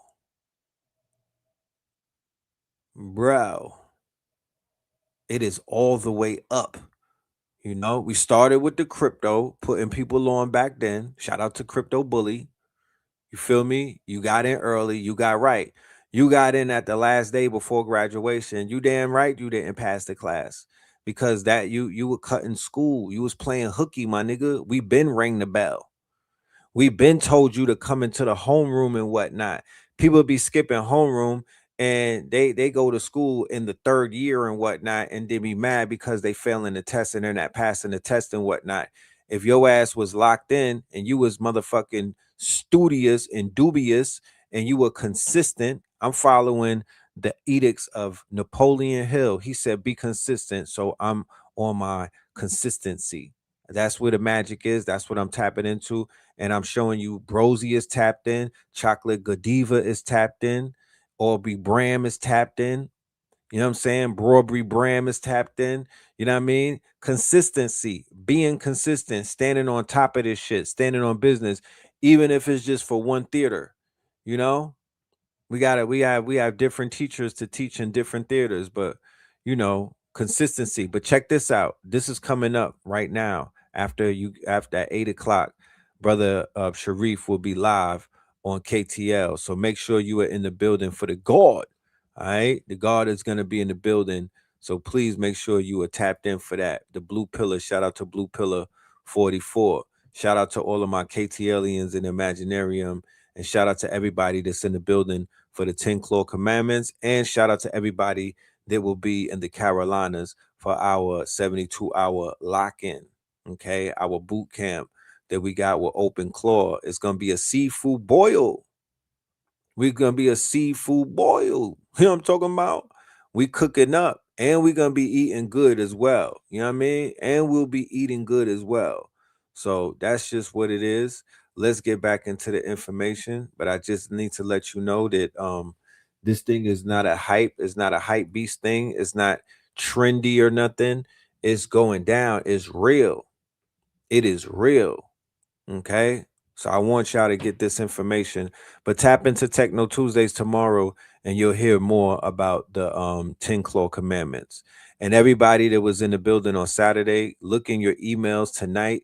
You're going to have an email of the replay. So you'll be able to tap in and study it and do your research and your due diligence and tap in with us for the 18th and to the 20th. Okay. That's in a few weeks. All right. Let's go into the archives. Let's pull up some more information. So the talk of the town that I'm going to talk about right now, that a lot of sentiment is changing. I'm seeing people switch up their sentiments when it comes to this story and whatnot. But let's talk a little bit about our boys out of Memphis, you know what I mean? And the boys out of Atlanta, 4-4 day. Let's talk about Big Gucci. Let's talk about Big Gucci, you know, and Shice in the whole situation with Pooh Shiesty. Okay. So many people are echoing the sentiments that I had shared the first time I heard the story. And yeah, they letting it be known. So can think of, right, that might be going on is Gucci Mane telling. That's Keisha doing it. That's his wife. His wife making him tell. What I don't know is, but what it looked like is, if Watt made a statement or not. I don't know if he made a statement, but it looked like it. WAP got all of the hood niggas in their feelings, man. Switching sides. You know what I mean? Switching up on the boy. You know, they out there switch siding and all of that. But there's a commentary by Derek Grace that kind of sums up a lot of what's going on, because I don't want to get caught up in no frivolousness of that case and whatnot. I don't want to be distracted. I would rather listen to somebody who has the facts. So DG comes through with some of the facts, and you know, the facts. I'm a reporter. I like to hear more of a factual, not an emotional, not how, yeah, I feel like he should have did that because I would have, you know what I'm saying? You can't trap me in no contract. Yeah, you do, yeah, that's not how you carry us. Yeah, all of that is cool and everything, but that's not what we talking about. You know what I mean? And I don't have no horse in that race. I'm looking at karma. I'm looking at the real life version of Carlito's Way with Benny Blanco slamming out Carlito. I'm looking at a lot of things and whatnot. You know what I'm saying? I'm looking at the making of you know, I'm looking at an anti-hero, the making of a Killmonger in a sense.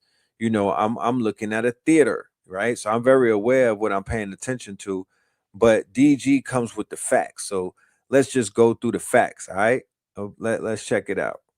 All right, y'all keep asking. I'm finna give y'all what y'all want. We're gonna get into the criminal complaint of the Pooh Shiesty case, and I'm gonna give y'all the official Grace Key breakdown. Let's get into it. All right, y'all, so first and foremost, this right here, this is an official federal criminal complaint, not social media, not rumors, not blogs. This is paperwork from the United States District Court in the good old state of Texas. So off the rip, y'all, this shit is 100% real. Now look at the top. It says sealed. That means at first this case was kept private while the feds were building it. So by the time you, me, everybody else seeing it, man, the motherfuckers already been working behind the scenes, getting the job done. Now let's get involved. Let's get into who's involved. Y'all see all the names listed. That's 9 defendants total, not just one person.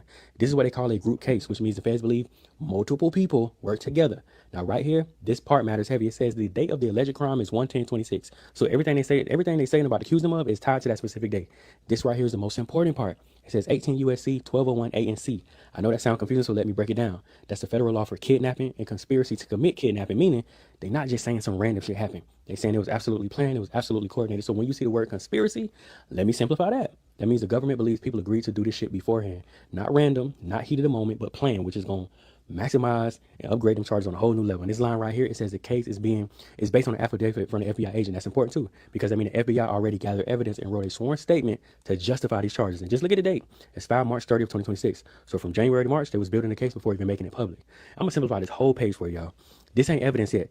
This is just the government officially saying we believe a kidnapping happened, we believe multiple people planned it, and we got enough evidence to start charging everybody involved in this shit. Translation in real life, this is just simply the start of a federal case, not the end. But once it gets to this point, your ass is already in too deep. All right, y'all, so let's continue the simplification for those who don't understand, because a lot of y'all would read this shit and be confused. But this is one of the most... Right. These fake internet lawyers, the 1080 Jakes, and people that are out there for frivolous clickbait. They need clickbait. They need they're moving in whatever direction will make their video get clicks. They don't have no moral attachment. They don't have no legal grounds to necessarily stand on. You know what I mean? Even when I see them reviewing cases and whatnot, they're not good. They're giving more of opinions. You feel me? They're doing reactions. They're not giving you the law, right? They're not giving you the law. So let my bro continue, because he's sticking more to facts and helping people learn how to interpret federal paperwork. Important parts of the entire case. First off, this is called an affidavit. Let me break it down real simple. This is basically the FBI saying, hey, we putting this shit in writing, we swearing this on the oath, and we believe this is true based on our investigation. So the person writing this is, of course, FBI special agent. That's not just a random officer, that's federal law enforcement.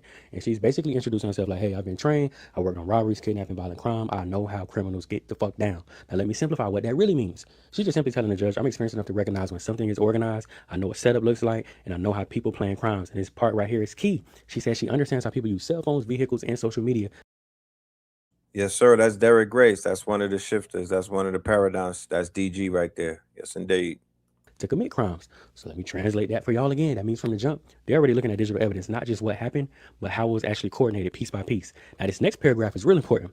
She says the affidavit is based on the following: her own knowledge and information from other officers and people involved. So I'm going to simplify that too. This ain't just one person talking. This is multiple sources, multiple pieces of information, all being put together to make this puzzle make complete sense.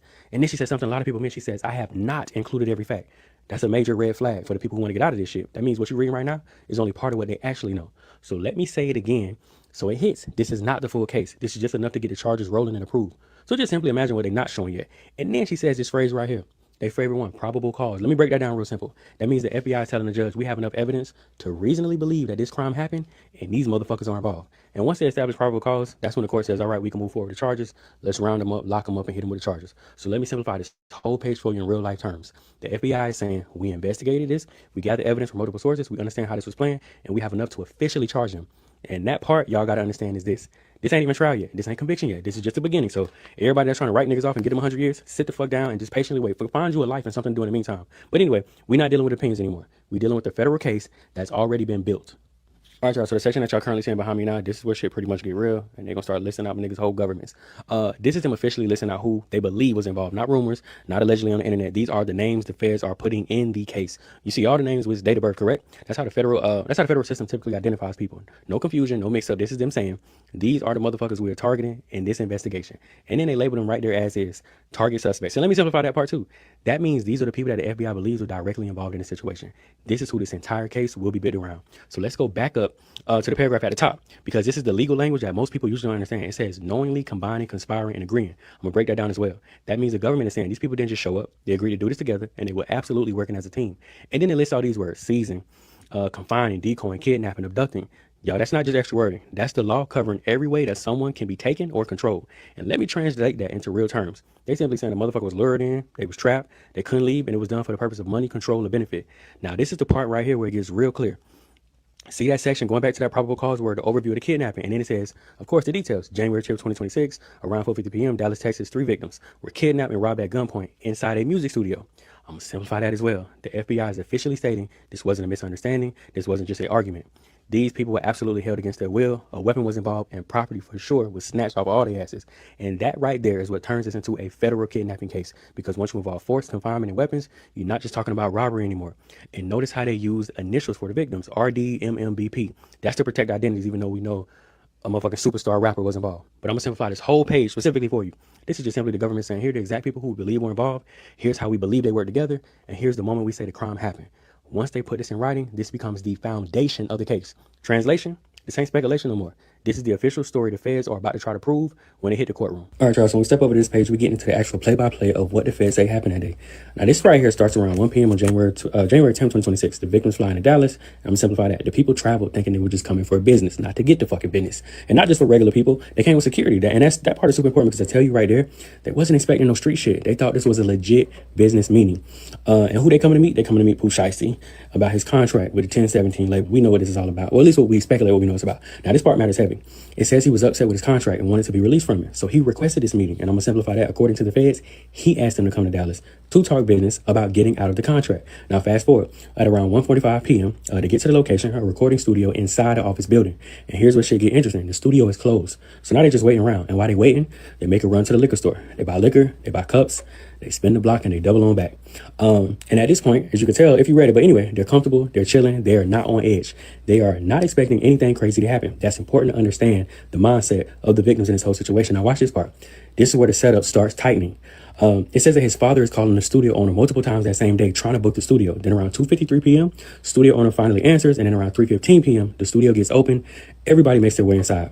And this is where the feds, quote unquote, start connecting the dots. They say surveillance footage shows his father outside of the building. I'm going to simplify what they say about that part as well. They're painting a picture in this moment. The meeting was requested. The victims were brought there. The location was controlled and people were already moving behind the scenes. Again, according to them, this isn't random.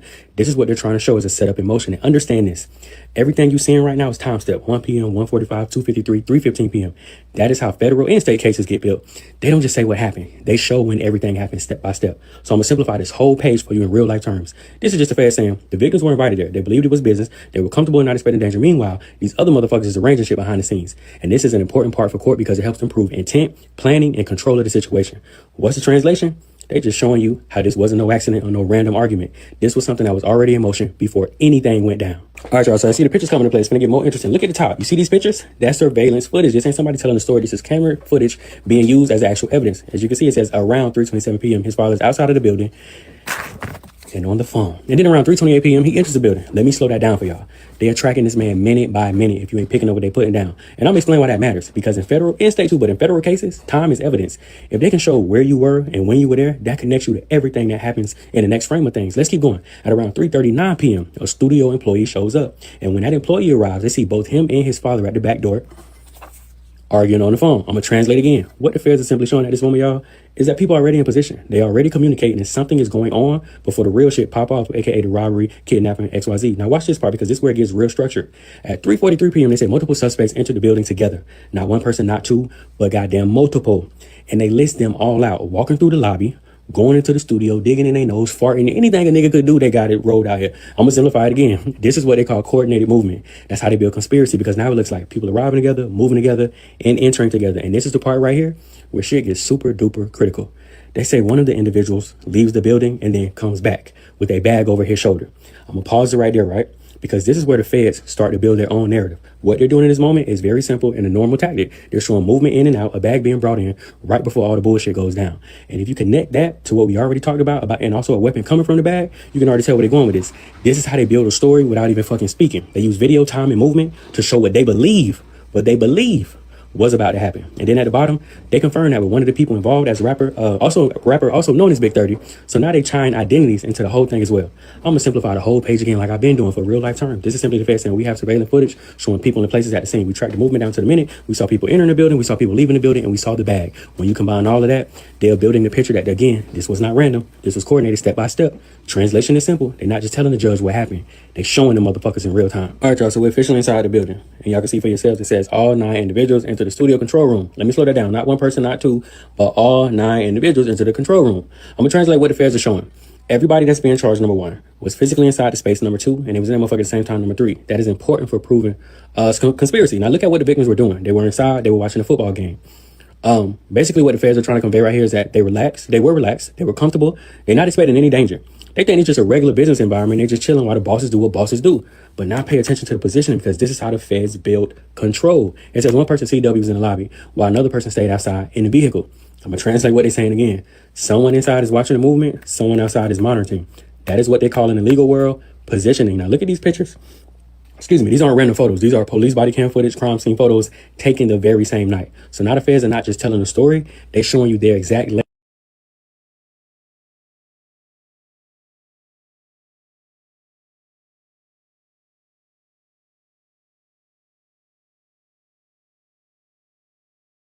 They about to roll out a whole motherfucking motion picture when this case hits the courtroom. All right, y'all, now back to the top. It says he was on the phone with what sounded like a probation or parole officer talking about being out for rec time. Let me simplify that. He's basically telling somebody, I got permission to be out right now. But then it says, if you're reading closely, that's the reason we break down. You ain't got to read it.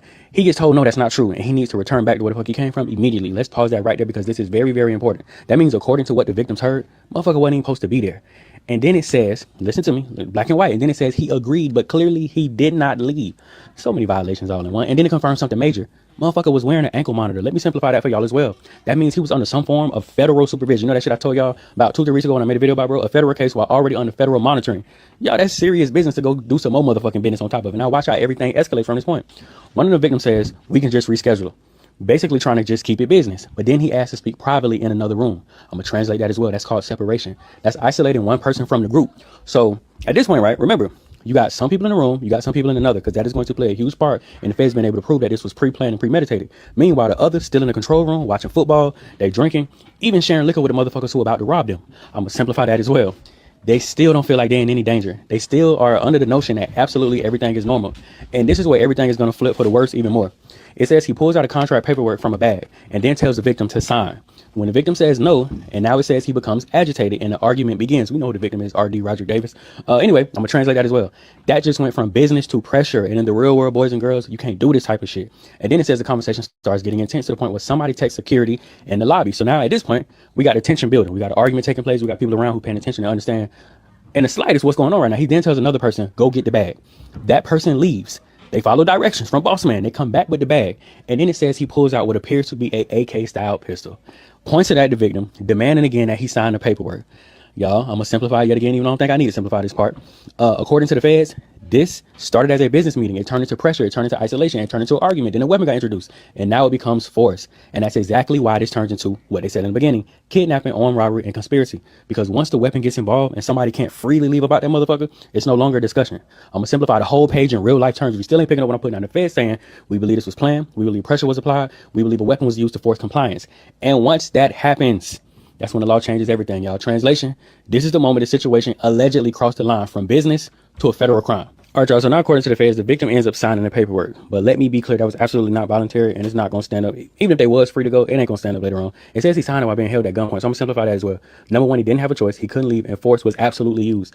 And it even says he was not allowed to leave the room. That is 100% key. Plug. You need to get your fucking grace, because a lot of y'all don't know shit about that. But anyway, once you can't leave freely, that's when kidnapping comes in. Now watch this part. It says another person pulled out a phone and records him signing the paperwork.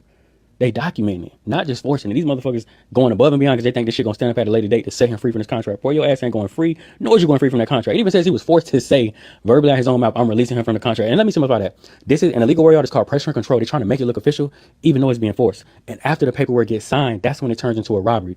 It says, again, black and white above my head and behind me, it says they took the wedding ring, the watch, the earrings, and the cash. Let me pause that right there, because now you got forced paperwork and you got property being taken. Those are two separate crimes that are going to be stacked up against every individual that was involved in this shit. And this part right here is important as well. After he signs, the paperwork get handed to his father, and then the father doubles back and says it needs to be dated. So they then go back and force him to add the date next to his signature. They're not just forcing the signature, they're making sure the paperwork looks legit. That is 1000% intent, and that is how you end up with a case that your ass probably won't fuck around and beat. Well, you know, these are all allegations at this point. Anyway, yeah, as they leave the room, the rest of the group pull out their weapons. It says handguns, and it says AR and AK style pistols. From there, they start demanding property from the other victims, and I guess they like, fuck it, it's a free for all. We're just gonna rob all these niggas. So let me break that down. This ain't just one isolated situation anymore. Now it's affecting multiple people at once. And it says one of the victims gets pushed onto the couch while someone goes through his pocket. Someone goes through his pockets and take his wallet. And then another chain gets taken off his neck. I don't know if y'all like picking up when I'm putting down the emphasis on putting on certain statements. Niggas just stacking the charges in for what? One person is forced to sign paperwork at gunpoint. Another one robbed. The other one held at gunpoint. And another nigga got robbed too, all inside the same location. And this is why the motherfucking charges stack up like they do. Because now you got kidnapping, armed robbery, conspiracy, and multiple victims. And the more people involved, the more serious this shit get every time. So I'm going to simplify the whole page that you're looking at behind me right now in real life terms. This affair is saying force was used, people were not free to leave, property was taken, and it happened to multiple individuals. And once you combine all that, that's how you build a case that can carry motherfucking life sentence. Translation, at this point, they're not just telling the story. They laying out what they believe is a full-blown coordinated robbery and kidnapping with multiple victims. All right, y'all, on to the next page. This is where violence and identification comes in. Now, at the top, again, it says one of the victims was threatened to be shot just for motherfucking moving. So I'm going to simplify that as well. So they put a white boy life in danger, committing federal crimes, right? Not state crimes, federal crimes, dragged the white boy in Dallas, Texas, right? Not Memphis, right? Because I don't know how they do it with the white folk, but in Dallas, Texas, with the good old boys, right? They pistol whipped and stripped a Rolex off of the neck of a white boy that was with Gucci Man. Damn, Keisha. Yeah, this is crazy.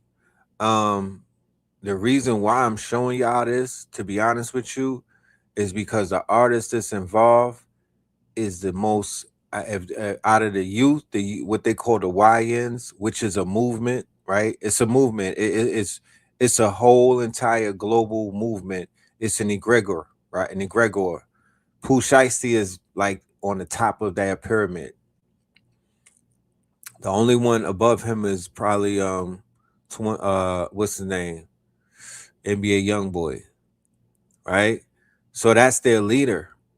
That's why they're wearing the mask. He's their leader. He's not just the aesthetic. He's not leading them just aesthetic wise. He's leading them with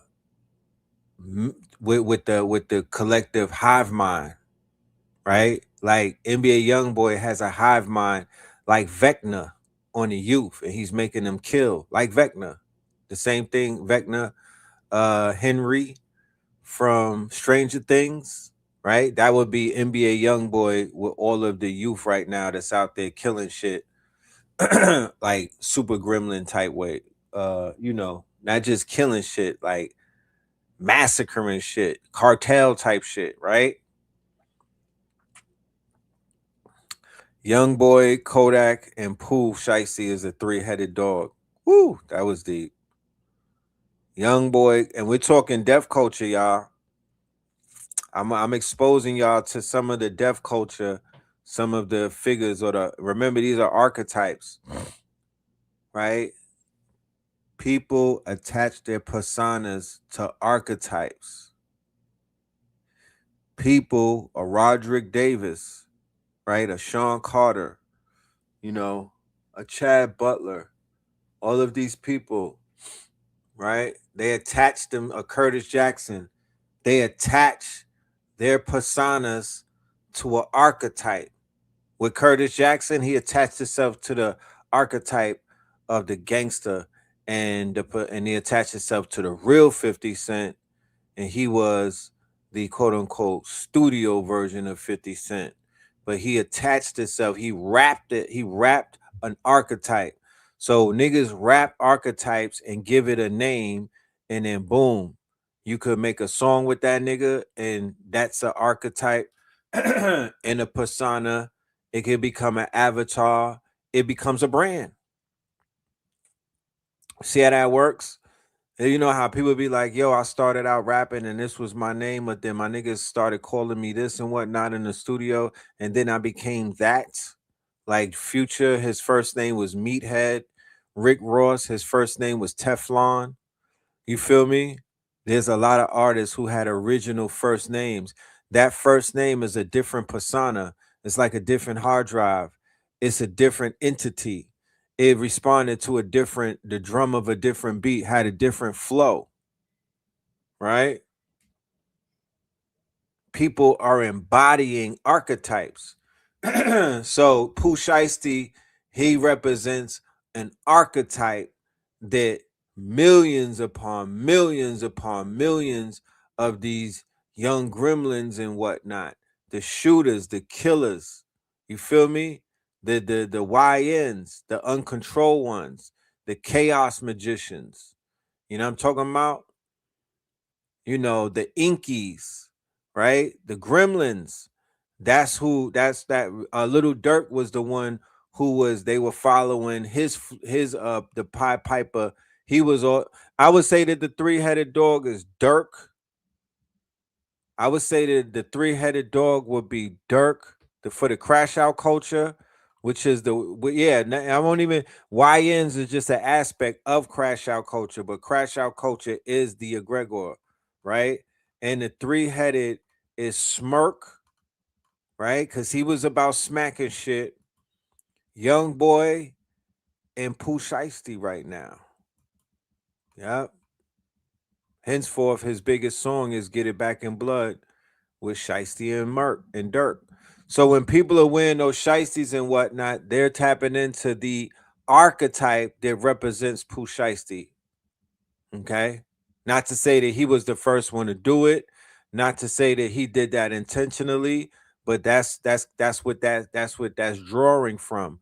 So this case where he did it Carlito's way, he's Benny Blanco and Gucci Man is Carlito.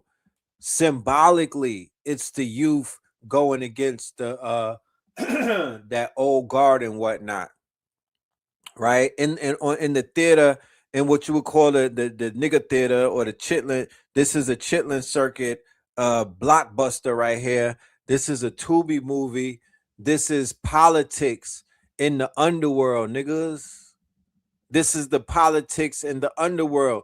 This whole shit sets precedents. You're gonna see more things like this happen, especially if they get this nigga a bail and he's able to beat a case like that. You know, you got to understand how the streets, you got to know how this shit works, how incidents set trends or set precedents, how certain incidents have layers to it and people start picking sides and whatnot. And that's just how that's just the way that the world turns. We talking about rungs and whatnot. So this is the lower rung of the deaf culture. Just giving you a YNN report from those rungs. But oh damn, I forgot about Future, right? So I would say Kodak will probably go into a Future thing, but damn, Kodak, yeah, Future 21. You know, Future is part of that three-headed dog, but he would be the three-headed dog above the young boys though, because they putting on for him. But look, you said you 50 years old, you have no horse. Okay, I get you, brother. I'm gonna play this video, then we're gonna get up out of here. Let me play this one right here. This is food for thought, y'all. Specifically, that it is not just satanic panic and they are actually practicing witchcraft is because I myself served in the military as a witch. Like, I don't know how else to put that. And this is exactly why I never argue with people in the comments when I talk about this stuff. Because I will literally say witches, psychics, all of them work with the military. She was actually in the Navy. She also put out a video, which is deleted now, about when she joined, she started to receive messages telepathically that gave her instructions about a new program where she was able to serve as a witch, because the only people who could hear the message were other people who were gifted. They created synthetic telepathy, which is something I've posted about on this page. And she also confirmed something else that I told you, that a lot of us psychic people, a lot of us who are tapped into the energies at one point in our lives want to work for the government or go to the military because of that telepathic message. We hear that. Veterans or people who are close to veterans that knew exactly what I was talking about and was agreeing with me. And this is why I say your reality is based on your experiences and your perception. That does not mean that is the only reality in this world. There are multiple timelines for people who can do different things. And sometimes when you open your eyes and think about a possibility, you realize the world is a lot bigger and stranger. Yes, indeed. And that is so true. And with that, I'm going to end this show, ladies and gentlemen. This broadcast that we have. Bully is the title. Melanin Mondays is the program. And your host for the evening is Brother Red Pillar. I'm going to put this thing on the floor right here. This is the QR code for all of the supporters of the show. Shout out to all of my KTLians who support us every week. All right. This is supported by the users. This platform is supported by the network. It is not supported by Google, Alphabet, Meta, or any of the technological companies. We do not receive our funding. We do not receive our support from them. This is for the people. This is for the listeners. This is for the truth seekers. Thank you all for joining us. Stay tuned. Blue Pill will be live with Brother Sharif. All right. Brother Sharif, Ana El Bay will be in the building. This one is going to be a classic, ladies and gentlemen. We're going to end this one with the Theta Waves. Peace, love, and light. We will see you soon.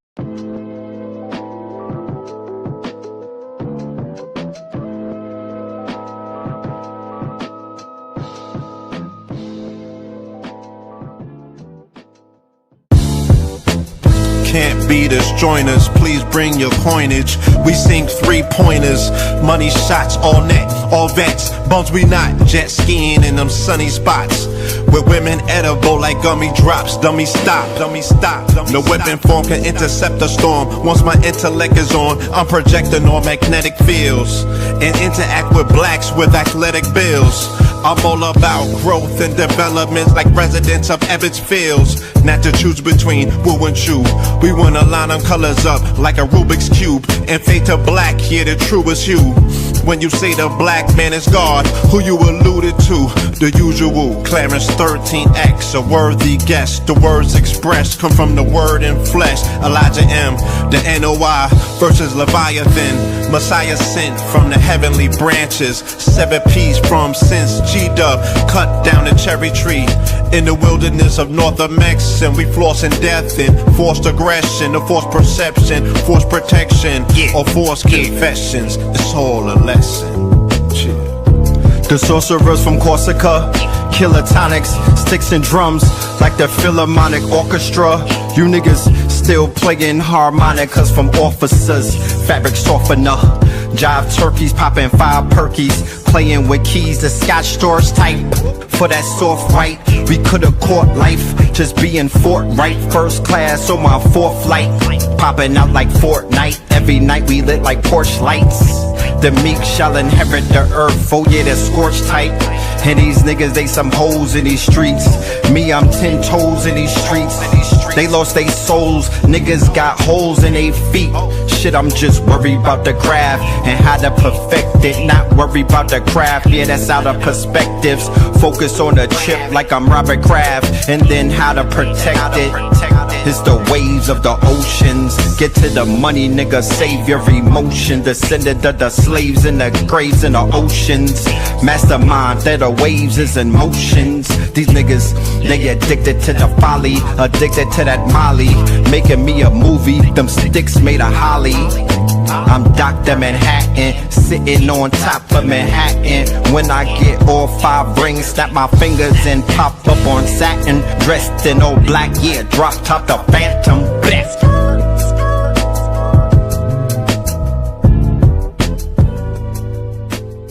Crumb